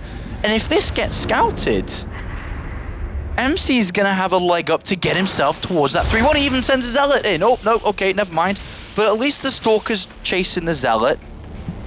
Not the Mothership Core, but now we are going to see this expansion come in for duckdeok. MC pokes in. Does he go far enough with the Mothership Core? Well, we'll see. The Mothership Core. Yeah, he's seen it. He sees it. A great scout here from MC. He's not going to lose his Mothership Core as well. That Stalker would be a Super Stalker to kill that. He's got pretty much all the information he knows. Yeah. I think he realized that this probably is going to be an expansion 2 with the way that duckdeok likes to play it. He hasn't 100% confirmed it, but he immediately starts 3 gateways and then starts Twilight Council. So again, I wonder if this is for Blink play here. I think it would be, because it's very normal to get it, if you get an Oracle, to have that ability to reveal a DT anyway, but more normal that you're scared of DT so you get the Robo. So this should be Blink play from MC. And duckdeok's already seemingly reading into this by getting his Robo a little earlier as well. So he's going to have the opportunity to create what he needs, be it the Observer back home, but in this case it will be the Immortals that he needs to go to. It is important for duckdeok to spot this, and likewise more important for MC to deny the scout. He doesn't want to just let him know that he's gone up to Twilight Council like this, because then he can actually start to react. He can start building Immortals and Void Rays, which destroy the Twilight Council tech. And he looks like he is going to get that knowledge. Yeah, he sees it instantaneously there after having to skirt around the base. And depending on how he wants to play this, it's either Void Rays or Immortals. You can actually use both. An Immortal coming in, oh man. duckdeok, upon getting that information, is more important than killing probes here. It's actually much more important. All right, well, that Immortal is on the way. The probe does spot the natural fully, so he knows exactly what's going on, and the Oracle's still chilling out in the middle of the map to try and find a spot of contention. I'm really scared for MC here. I'm actually really, really scared. It looks like he's going to go for the expansion, but even I mean, if what can he he goes do? for an expansion, the Oracle... He's so far behind in that regard. Doesn't quite see it, but if it does see it, then duckdeok's like, wow, man, I'm on 2 Nexus so fast, so early. Like, just... look at the chrono boost already going into it. Yeah, it's already 33 to 29. But the problem is, even if MC attacks, he's got 2 choices, right? Defend and expand, or attack. If he attacks, and unfortunately for this Oracle, to survive. Close. But even if he attacks, he's attacking into a Photon Overcharge and an Immortal. There's a lot of defense there from duckdeok, you're right. Photon Overcharge is really such a game changer here. On this map, especially again, if MC doesn't breach the main, just it only attacks the natural. He still sees the Stalkers there, and that's like pretty much telling him he's not being attacked. Exactly, it's Christmas. He's just going to go Immortals, Void Rays, everything. Everything to kill the Blink Stalkers. And MC actually pokes in to the main base with the Hallucinated Phoenix, and likewise we see that going down. And MC sees it, man. Oh my god. Your heart just drops. Yeah. It just drops. And the thing is, Revelation gives him even more security. He's like, well, I can see 3 Stalkers. If you want to go for engagement, you kind of have to bring them along. He otherwise pokes in and sees the Nexus too, and still Stalkers there. This is actually a terrible, terrible position for the boss toss. I think MC goes for something wild. I think he goes to Templar Archives and just a lot of gates after his expansion, like mineral only warps in High Templars and Zealots and just goes. Because what else can he do? He's getting Zealot Charge, but there's no way he can compete with this Immortal count right now. It's his opponent that's going, though. He's the one that stopped the probe production. He's the one with the 3 gateways down. He's the one feeling confident now. And Todd talked about it in the analysis.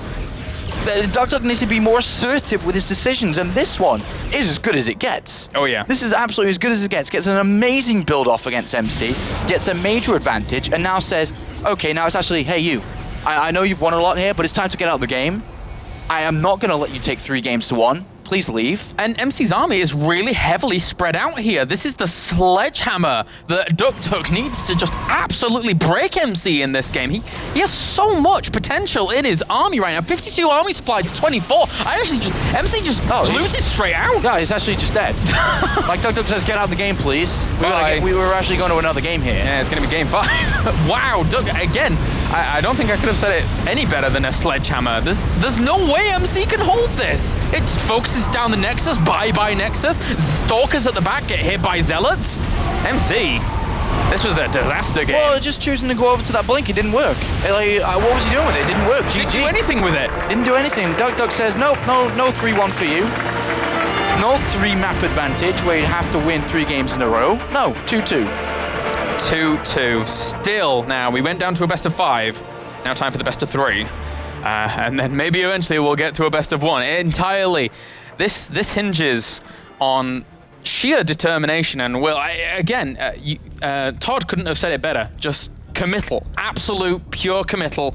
And duck pulled no point. He just went straight to what he wanted and played the game how he wanted it. And MC had no way. What are you supposed to do? I think the biggest difference here, because you can't just somehow be so far behind, which MC was, is I'm quite sure he didn't understand and didn't see the Nexus going down.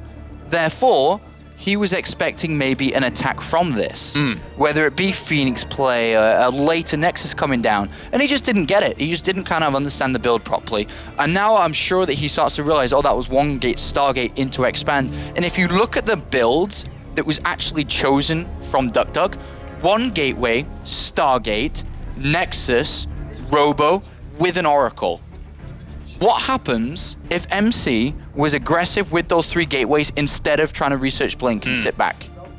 What happens if he attacks faster? I think we see a different game. I think so too. But he sat back, he wanted Blink, he wasn't sure what his opponent was doing, therefore this just happened. And now we are back on the uncertainty map. It's going to be map 5, which is Red City, no less, as we have MC versus duck. A lot of respect exchange between these two people, as Sugoyo in the chat did go down, and spawning down to the bottom right-hand corner as our red Protoss representing MVP and Korea. Ladies and gentlemen, give it up for duck. The underdog here, man, is just as simple as that. No one expects him to win. Some people don't want him to win, but he's playing so well. And the man with a plan, spawning down to the bottom left-hand corner here as our blue Protoss representing SK Gaming and Korea. Give it up for SKMC. Boss toss. That's right, this is the boss toss. And I remember staying up late, if not getting up early, whatever it was, to watch him win many a championship over the last couple of years. Been following his progress for a long time now, many years. Starting off in that OGS team. A lot of nostalgia for me, sat in bedroom, just not even being full-time esports or anything like that, casting from my bedroom and trying to make my way whilst watching MC win championships over the other side of the world. It's he's been around for so long, but as has duck. Really, but just not that championship heritage behind him, trying to gain his now. Duck's been playing StarCraft for 10 hours a day. It's maybe a bit exaggerated for the last couple of years as well. Yeah. You know, they both played a lot. It's just one was more successful and hit the highlight than the other. But today, that could be reversed. Duck could destroy this champion. It's as simple as that. Yeah. We are even here. MC and duck are level pegging in this best of 7 to determine who is the Europe WCS champion once again. MVP, he was dethroned. And now it's up to these two Protosses to battle it out. Civil War. All right, 2 probes in each gas for each player. Very similar builds, if not identical, with the Chrono Boost both going down into the Nexus. Very, very close here, and I wonder how this is going to shape up. The difference between the both is that we did have a bit of an earlier scout from MC, but it doesn't really make that much difference, as they both do scout each other out, eventually. Yep. Yeah, just circling around here. Sees the second gateway, and to be honest, I won't be surprised if duck threw down a second gateway here in game number 5, but seemingly not just yet, as it's probably just going to be a little bit of tech from him. He throws down a pylon first. Yeah. 3 in gas. And he goes in, sees a double gateway, didn't want to retaliate in the same way, didn't say, all right, if you do this, I'll do this. It was more like, okay, you're doing this, I can get away with this. Yeah. As we see the mothership core coming in instead, and MC's going to have to run away, knowing his opponent probably in this location is looking for 1-gate tech. And it is 1-gate Twilight Council coming out from duck, refusing to play the same as MC. And now with duck doing this, I think he goes DTs more than Blink here. I think that Blink will be a bit harder to make work on this map. There's not that much room around the main to natural. But now with MC picking up the information that his opponent's probably teching off one gateway, does he now look at things and be like, right, if I don't do anything early, and you saw what happened last game, does MC now decide to throw down a third gateway? And yes, he does. Yes, he does.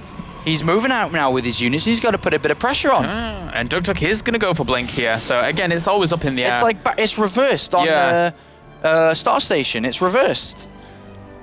Complete reversal here on Red City. And, well, was that? No, that was a probe of MC's. MC was just probes all over the place. And he's now going to poke up this ramp here. 2 Stalkers are there to greet him. So unfortunately for MC, he's going to take a little bit of free damage there again. Oh.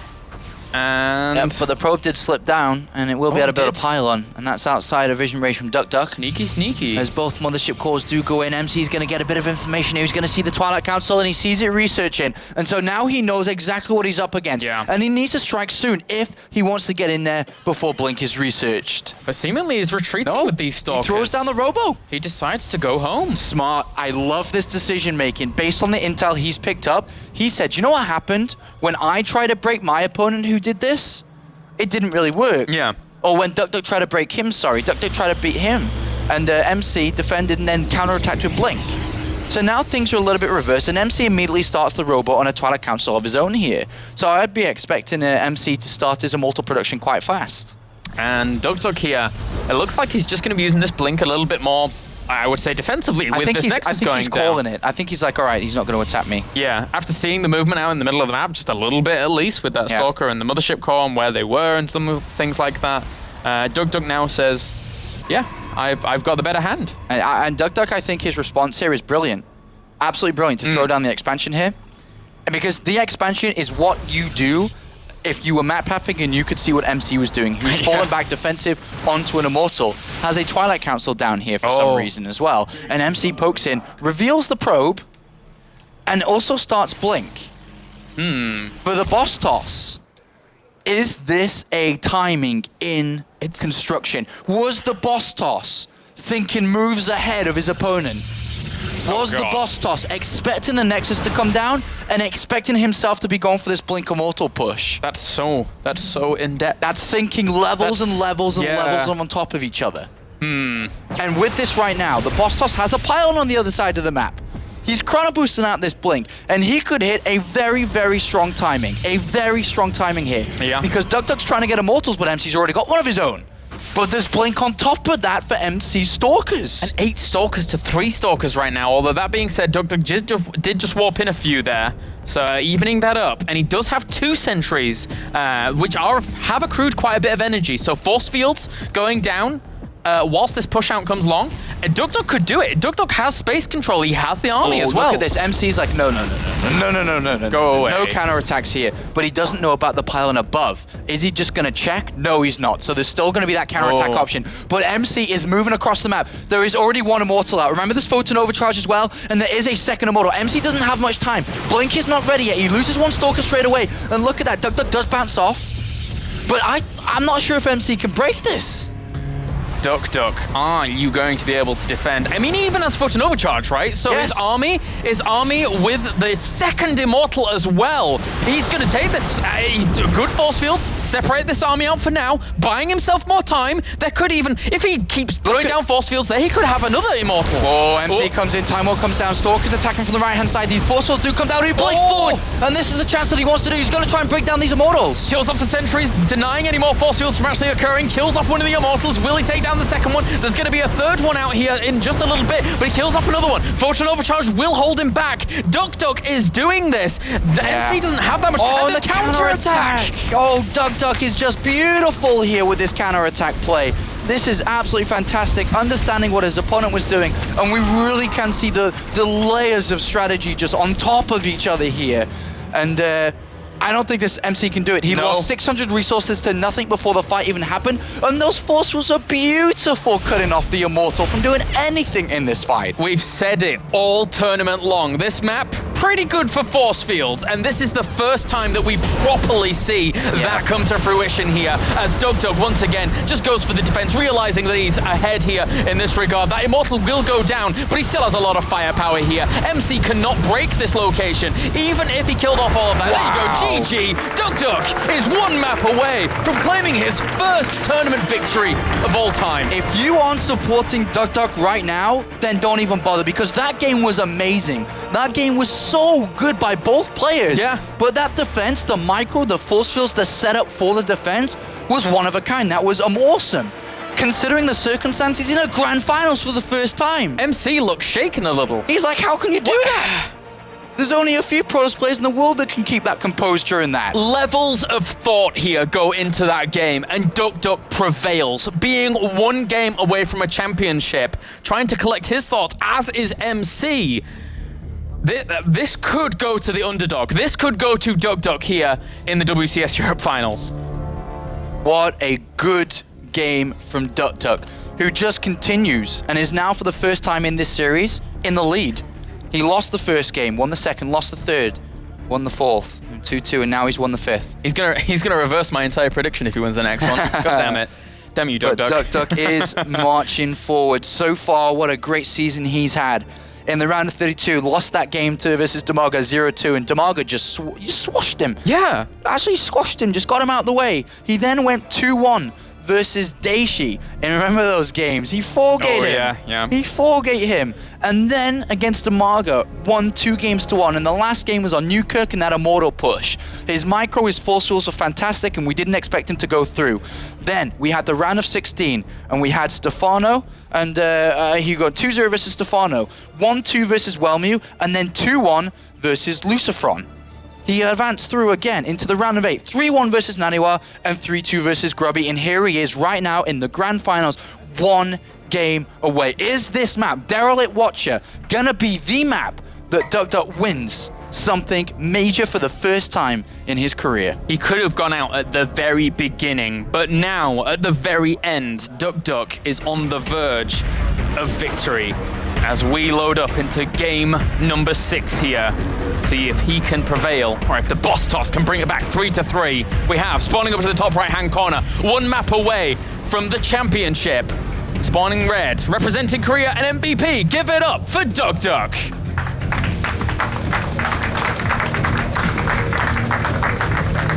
And down to the bottom left-hand corner, needs to win this game right now. Spawning as our blue Protoss, representing SK and Korea. Give it up for SKMC.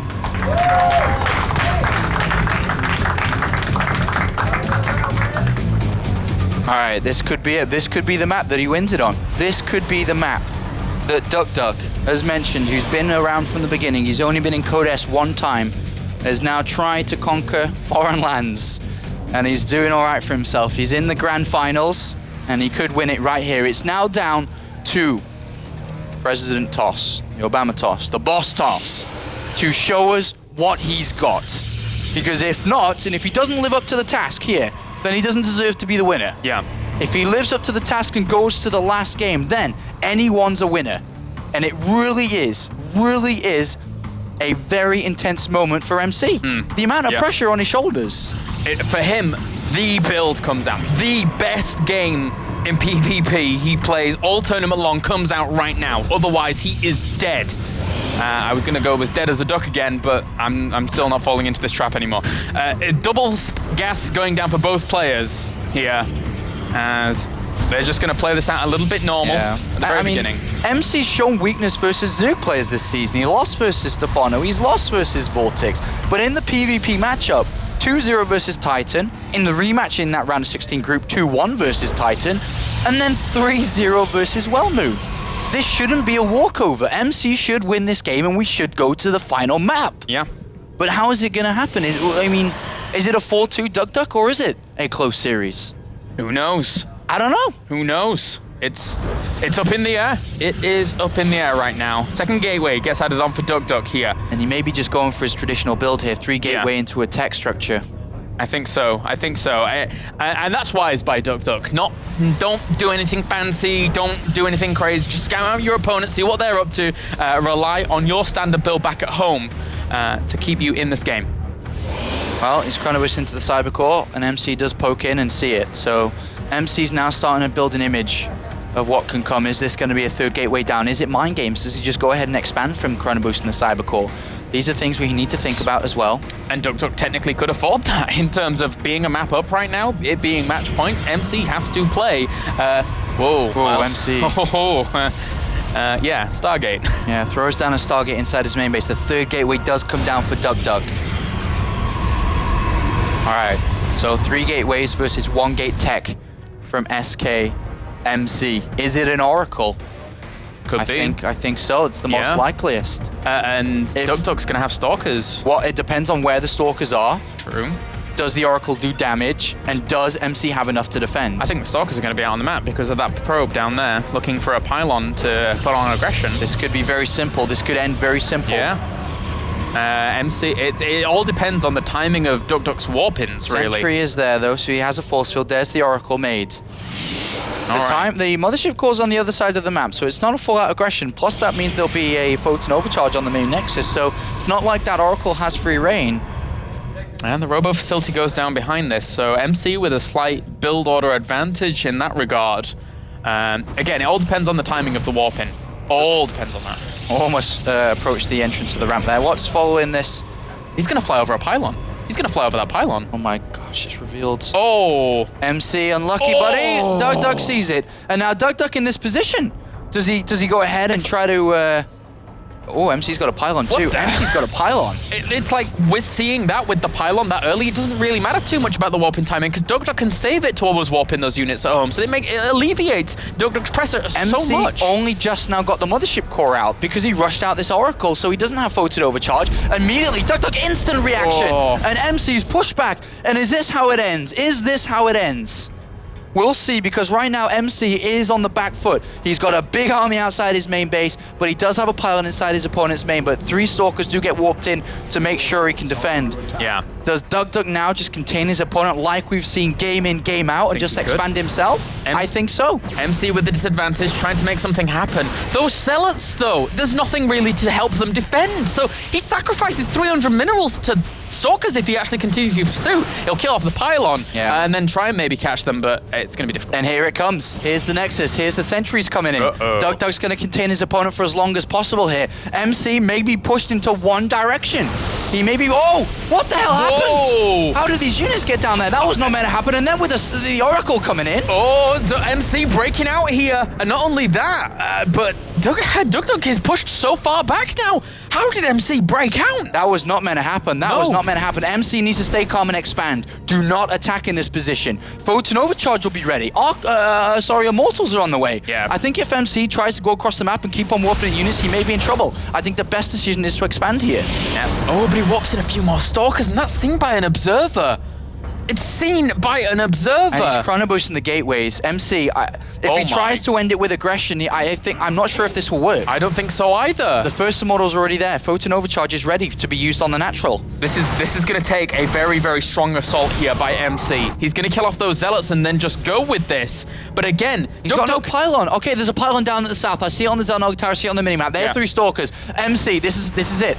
MC's going to go for it. It is equalized or it's not at all. Time warp goes down. Where's the photon overcharge? In it comes. The Immortal stock on the right-hand side there. It's going to be targeted down pretty fast. Yeah, he traps that in very, very nicely. That was super important there to actually make this work out for MC. Pulls back, trying to reinforce once again. Unit counts here. Oh, and that Oracle actually got out 4 of energy. kills. Out of energy. It runs out here. Time warp still in position. It's going to slow down both players here. 11 Stalkers for MC compared to 6. The Immortal is about to pop as well, though. I'm not sure if MC can still break this. We're about to find out. Can the boss toss do it? If he does it, we're going to the last game. We're going to map number 7.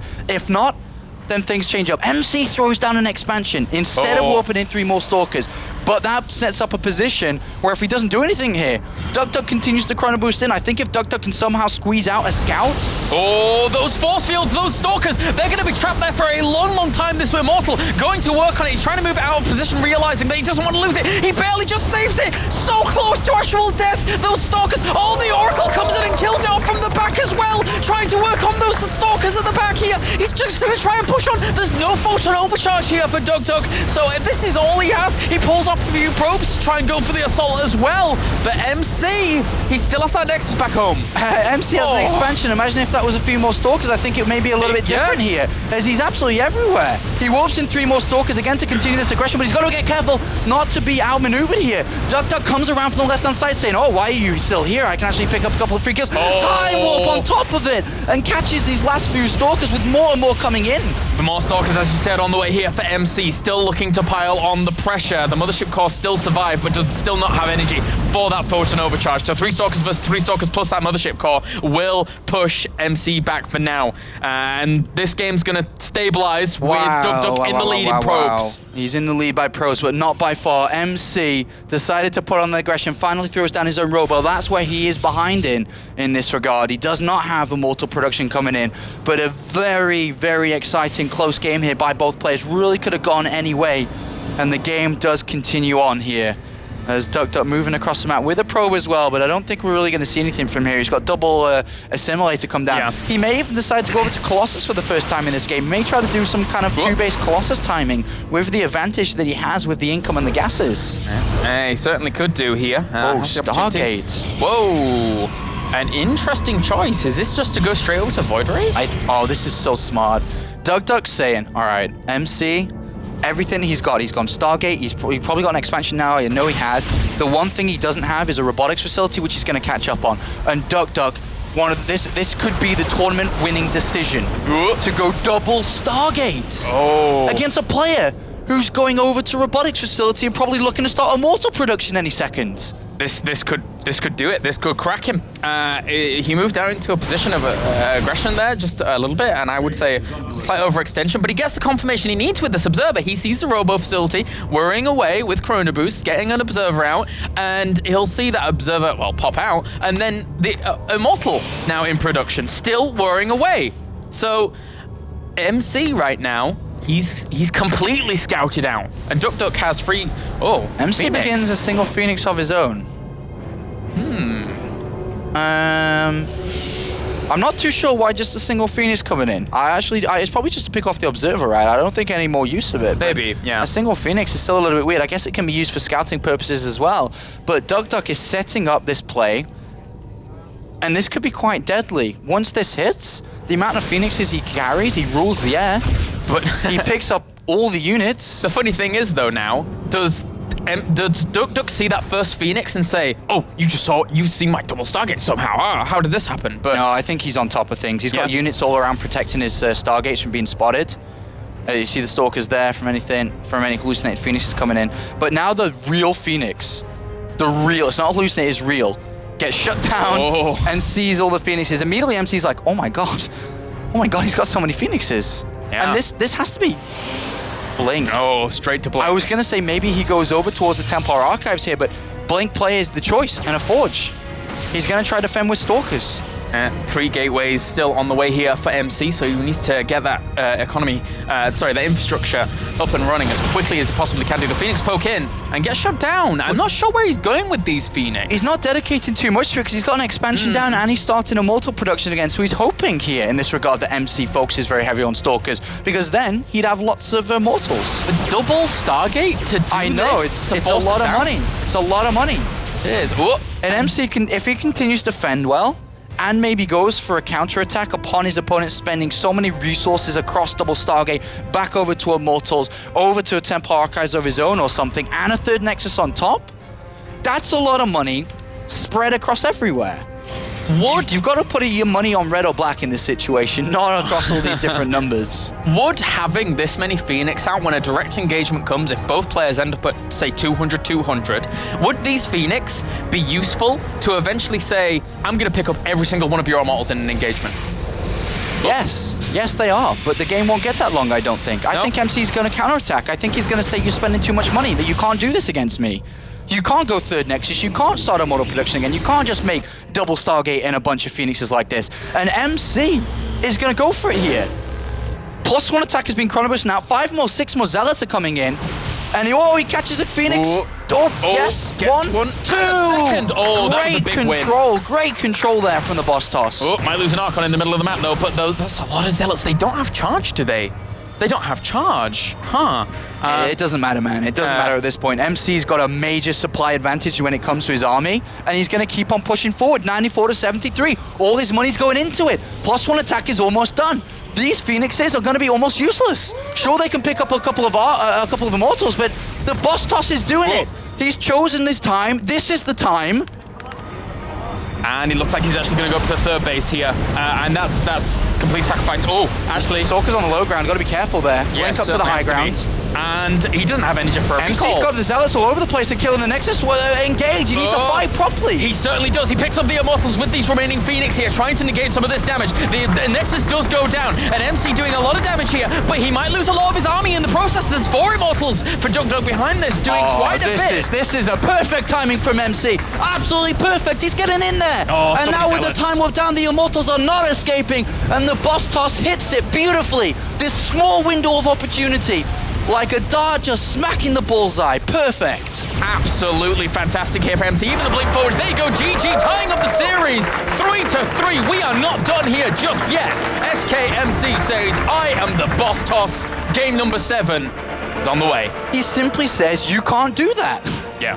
You can't go double Stargate and a few Phoenixes and then switch back over to Immortals and take a third all at once. Too much. It's too much money spread across too many different areas. And MC, the best decision was him to identify what's going on and say, I'm going for it. It's that assertiveness that Todd talked about, just to go ahead and say, I'm going for it. And because he says it so convincingly and just goes for it, it's so fast, it's so clean, and he hits the timing he needed to hit. It's almost a complete reversal of the game on, was it Red City or the Nuka Precinct? I can't remember, but again, it's that sledgehammer, the complete, full committal, no two ways about it, and he executes it really, really well. Our final map will be Neo Planet S to decide this PvP best of 7. I love that it's gone to all 7 maps. I like it too, man. This has been an absolutely incredible series, back and forth, and now we play just a single map, a single PvP to decide who is the European champion of the WCS Premier League. It was MVP last season, and now it's either MC or duckdeok. The difference between $8,000, the difference between 500 WCS points, the difference between a winner and a loser is just coming in to this last map. Not just a winner, a champion. And that's right. A champion here. duckdeok, as we said, is so hungry for this. His first championship on a grand stage would be absolutely fantastic for him. But likewise, the boss toss, he hasn't had one for a while. He has a craving. He's tasted it before, wants to taste it again. That's right. It's been, like mentioned throughout the broadcast, over a year now since MC was in a final. Longer than that, since he actually won a big tournament. Could this be it? Or is MVP duckdeok, who just surrounded by so many talented players in Korea? It's a massive scene. There's a lot of good players down there. And of course, overshadowed in his team by the likes of Genius, Don Regu, Sniper on that MVP team. Is it his time to finally stand up and say, I am best ID for this point to really get the point across. I am duckdeok. I am duckdeok. And this is what I've accomplished. Probably the wrong idea to choose for that very sentence, really ruined the epicness of it. But he's almost there. He's one game away from making this possible, and it really would be a dream come true from, as we mentioned, those round of 32 games, which he almost lost in just the round of 32, playing from Korea to Europe. But he's in the grand finals. Yeah. Will he yield the war cry of quack here as he charges on into the final map? This is... it's so down to the wire. MC has just taken a small break here. Once again, another 3 maps. Break if you want it. It's there for him. But he joins the map in the end. That's right. Neo Planet S, as mentioned, 1 map. to decide. Thank you for being with us, all of you guys out in the audience, for the last couple of days as we near the end of the WCS Season 2 Europe Premier League. Just one game, not one game, one map away from finishing up Season 2. We've had a great season so far. We had an awesome Season 1. We've had a great, different Season 2, a complete different set of top 8, a complete different set of representatives going into the season finals, not so far around the corner, but now it boils down to one final map. If someone proxies, I'm going to flip my lid in the final game. But yeah, we now get into it. Neoplanet S is our map. One more game determines who is the champion of WCS Europe Season 2 between these two Protoss players. As we have spawning up to the top right, the final time here as our red Protoss representing MVP and Korea. Ladies and gentlemen, give it up for duckdeok.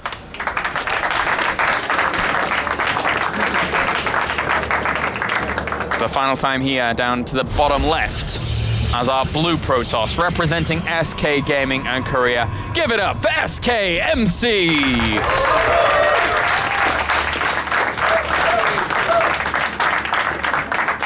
So, here we are on the final game of Season 2. For us in Europe, of course, the North American one is on its way. That'll be later on.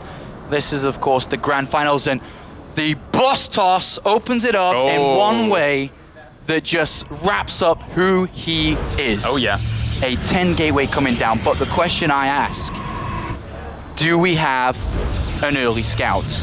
I think so. I think we will. I think we'll have an early scout for proxies, but I don't think we'll have a scout across the map. You don't think? I don't think so. If he would have, it would have already been across. It would have already gone.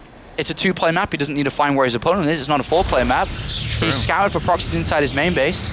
And MC opening up with quite an aggressive strategy here. And he could just take the game with this.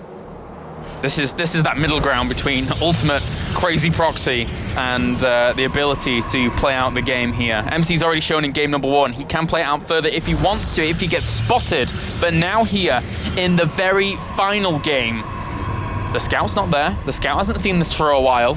duckdeok's going to have a bit of a harder time reacting to this. He checks his natural. All right, he is going to go out. But, In the you know, end. does he go back? He scouts his natural for proxy. It looks like he is going all the way across. Yeah. MC with the second gas coming in here. Does MC throw a pylon on the other side of the map here? Oh my gosh. Oh. It's going to be a Stargate. And it's very likely to be a Void Ray. Well, I guess it was proxy in the end. It's very likely to be a Void Ray. Oh, geez. This build is great against one type or one set of builds. It's bad against another set. Oh, my MC. And all of a sudden, duckdeok's like, what is going on? Why is the Cybercore finished? Where is this additional pylon? This is Heart Attack Central. This is... Chronoboost goes into the Stalker here to back this up. I really feel it's going to be a Void Ray over an Oracle here. How well is MC going to play this out? The Mothership Core's on the way. It's going to try and bank a bit of energy for that photon overcharge. But MC's composition, if he goes for that Void Ray, is going to be good. All right, let's see. Let's focus on this now. He's getting enough resources up. He's got enough resources for an Oracle at this moment, not quite for a Void Ray. So is it going to be an Oracle then? It's an Oracle. He had the resources for an Oracle, not a Void Ray. So he chronoboosts this out. The Mothership Core is looking for the proxy. What do you think about He's trying to figure this out. What The do you- Oracle? Yeah, what do you think about the Oracle? I'm not sure. I think it's a weaker option. I think the Stalkers are going to be there for duckdeok, and he's looking for proxies. He knows that. He knows the thing something's is, going on. One Stalker's not enough. 3 Stalkers is. To deflect it. Behind this, the boss toss is chronoboosting the Warp Gate research, but he is behind in every regard, apart from this Stargate and the damage potential that it can come from. All right. But now, all of a sudden, what is duckdeok doing with his units? Where are they? They're in the middle line. Is this going to work? They're there. He knows about proxy. He has to. Yeah, of course. Yeah, he he's definitely knows. The Stalkers are moving away. If MC can bait out the units to the front with a Stalker, maybe he can get in there. Maybe. He's trying to bait. He is. And does he react? Yes, he does. He's pulling it down. This is the bait. There's a photon overcharge ready, though. But I think 3 he can ignore seconds. that. I think he can. It really depends. All right. Stargate's going down for duckdeok as well here. He now sees it. And now he must be like, Oracle. So I think his reactions are going to be in the main base. He can warp in Stalkers. And he warped in elsewhere. He warped in aggressively then. But the Frozen Overcharge will push this back. MC could be in trouble. He could be. There's a big counter-attack coming, and this didn't work. He was supply. Oh, no, okay. Well, good force will come down. There's pilots inside the main base. A Pro gets in. This is disastrous for the boss toss. duckdeok is here, and this didn't work. This didn't work. duckdeok right now, he's only just warping in his warp gates at the very back. He needs to warp in units, but these Stalkers have breached. They've killed off the sentry. They're going to kill the Stalker. MC's in trouble, man. The Oracle's gone. The Oracle's gone. Is this it? This is how duckdeok's going to win. duckdeok now warping in even more units here. All he has to do is micro. He has the advantage. He has the Stalker He's going to do it. GG. duckdeok, through all odds, through perseverance and determination, is the champion here. The reign of MVP has come to an end here in WCS Europe, and the reign of duckdeok begins. And he has played one hell of a tournament, I think is the best word to describe this. I don't think he believes it yet. I don't think he believes it. He's just won WCS Europe Season 2. He's just played a 7-map final against SKMC in the round of 8, 3-1 versus Naniwa, 3-2 versus Grubby. He acknowledges who he just beat with the bow there, but it is duckdeok from Team MVP that is the WCS Europe Premier League Season 2 champion. A fantastic road for duckdeok, and he is a fantastic example of going from the very bottom of a scene through challenger qualifiers. Here's the final moments of that game, though. Just watch duckdeok here. When he realizes it's over. There we go. The mighty ducks in the background are going crazy as they are quacking their way to victory. And of course, duckdeok is the champion, man. What a great tournament he has. I think his team, the fans that he's made along the way should be so proud of the games we've seen, especially on Red City, the deflection of strategies from MC, the execution that he's shown us against Zerg players throughout the tournament, against other Protoss and Terrans as well. He's the deserving champion here. I'm smiling because I'm happy for the guy. Like, it's always nice to see someone just come along and you take an entire tournament that's never had it before. This must mean so much to duckdeok here. Through Challenger League qualifiers, multiple Challenger League qualifiers, through the Challenger League itself, making his way finally into the Premier League, and then just smacking it all the way to the top, going all the way to the grand finals and beating out a multiple Premier champion in the likes of SKMC. duckdeok's done it, man. duckdeok has done it. And now we can hear from the man himself, the champion of WCS Europe. Let's see what duckdeok has to say. Thanks, guys. Yes, with the champion of Europe for WCS Premier League Season 2. How does that sound to you? 기분 어떤지 그냥 우승자다고. 게이머 생활을 한 2년 좀 넘게 했는데 이렇게 우승하게 돼서 큰 대회에서 정말 좋네요. 네. He's a pro gamer since 2 years, and he worked really hard, and it feels really good for him that he won a major tournament. And yeah, as you can see. Yeah, I can see he's very emotional right now. What was going through your mind during the match when 1-0, 2-1, then 3-2? I mean, sometimes you were kind of like, yeah, okay, I'm going to win. And then other times you must have thought you were going to lose. And to come through all of that, how did it feel finally to just release that at the end? 먼저 1대0 이기고 그냥 2대 3대2, 3대 3. 근데 이길 때 무슨 기분이 있었는지? 그냥 아무 생각 없었어요. 네. He was thinking nothing actually, nothing in his mind. Okay, you are going to go to the World Finals now at the end of the season. You're representing Europe as the champion of Europe as well. When you started in Challenger 3.5 months ago and you had to play all those qualifiers, did you ever truly believe that you could come here and become the European champion? 한 2달 3개월 전에 챌린저에서 시작해서 WCS 다 여기까지 왔는데 그때 시작할 때 아마 WCS 프리미어까지 와서 우승할 수 있는 생각했는지 그때 시작할 때? 아니요, 전혀 못했고요. 그리고 그런 생각할 때마다 옆에서 팀원들하고 아버지께서 한번 부딪혀 보라고 안 되면 뭐 할 수 없다고 하면서 저를 응원해 주셨습니다. 네. So actually, before he joined the WCS EU, when he decided to play it, he never thought that he can win, like that he can make it to the finals and win it. But actually, his teammates and his family, his father, he pushed him. He was like, "Hey, just give it a try, and you have nothing to lose. Just try it," and pushed him, and so he made it. Congratulations! It was a fantastic tournament. Really, really fantastic. The crowd love you right now. They really love you.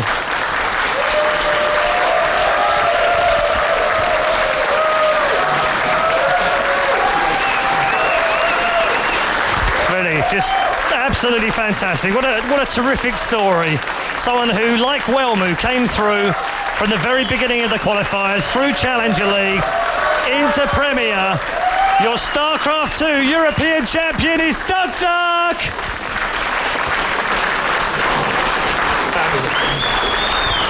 Absolutely fantastic. Let's go over to our commentary team now, who are going to sum up the entire tournament for the week. It's Apollo, Kalaris, Santor. Take it away, guys.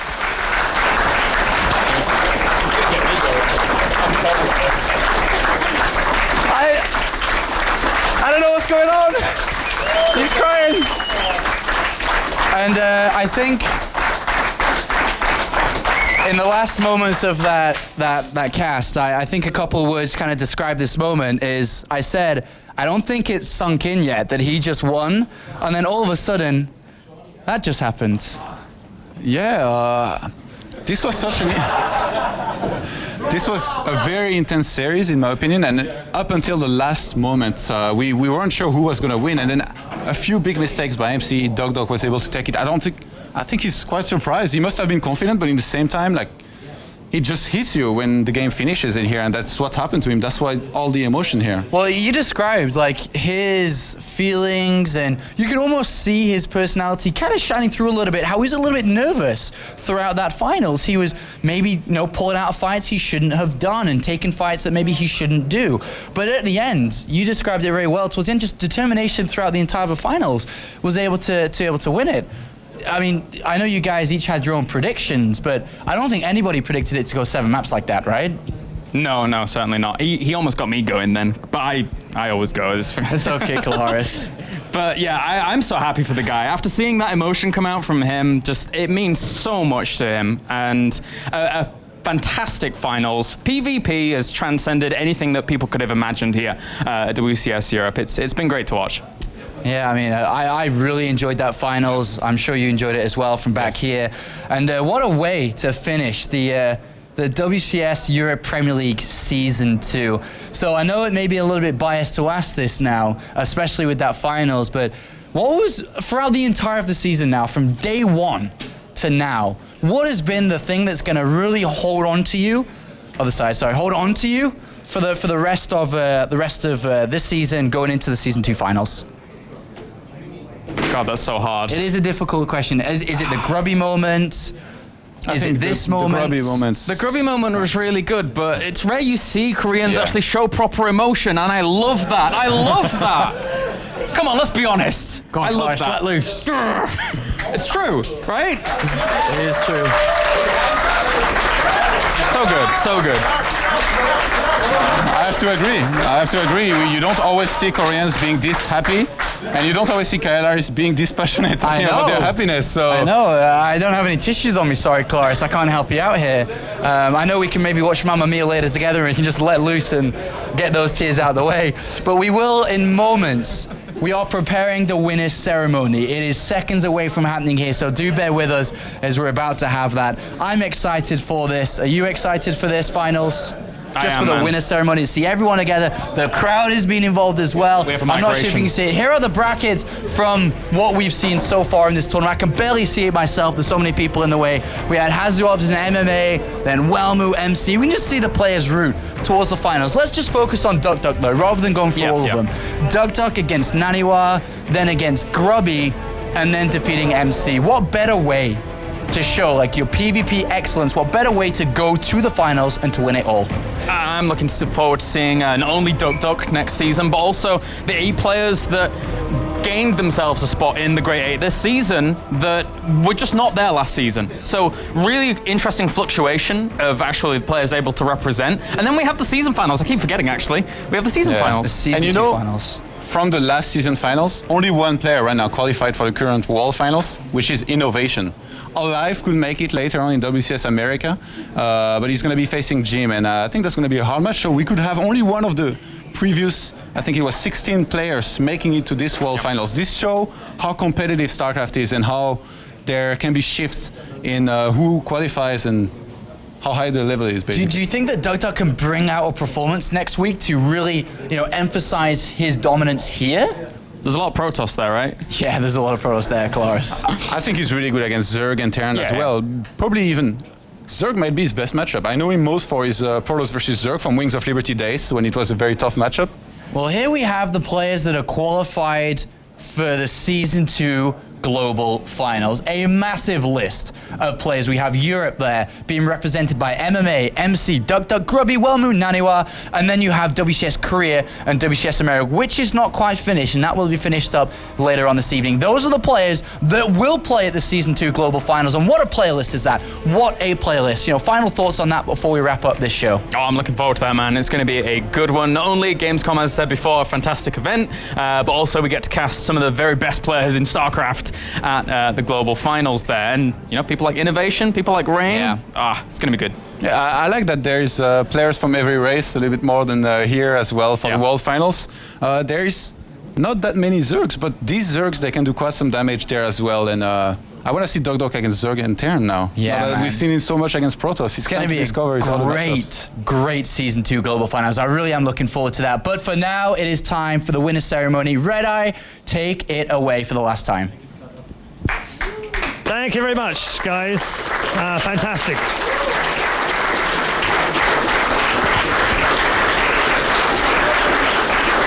So, as you can see, we are joined by a multi-talented cast along the front here for the presentation of WCS Premier League Season 2 for the Grand Finals. My thanks, by the way, to all the commentary team and to Ada BC for some great observing this week as well. Without further ado, let's just go through the 4 players who will also qualify. Please, a big round of applause for all 4 players. Naniwa, Grubby, MMA, and of course, Wellmu as well.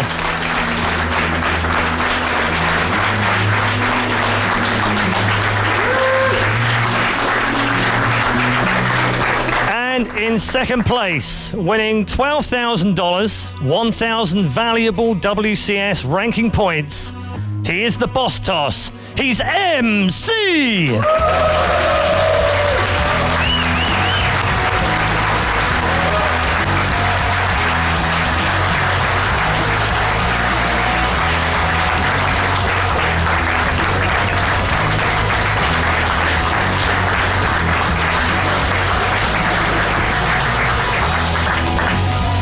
And your champion for Season 2, World Championship Series Europe Premier League, putting up $20,000, top place with 1,500 points, your European champion, quack quack, duckdeok!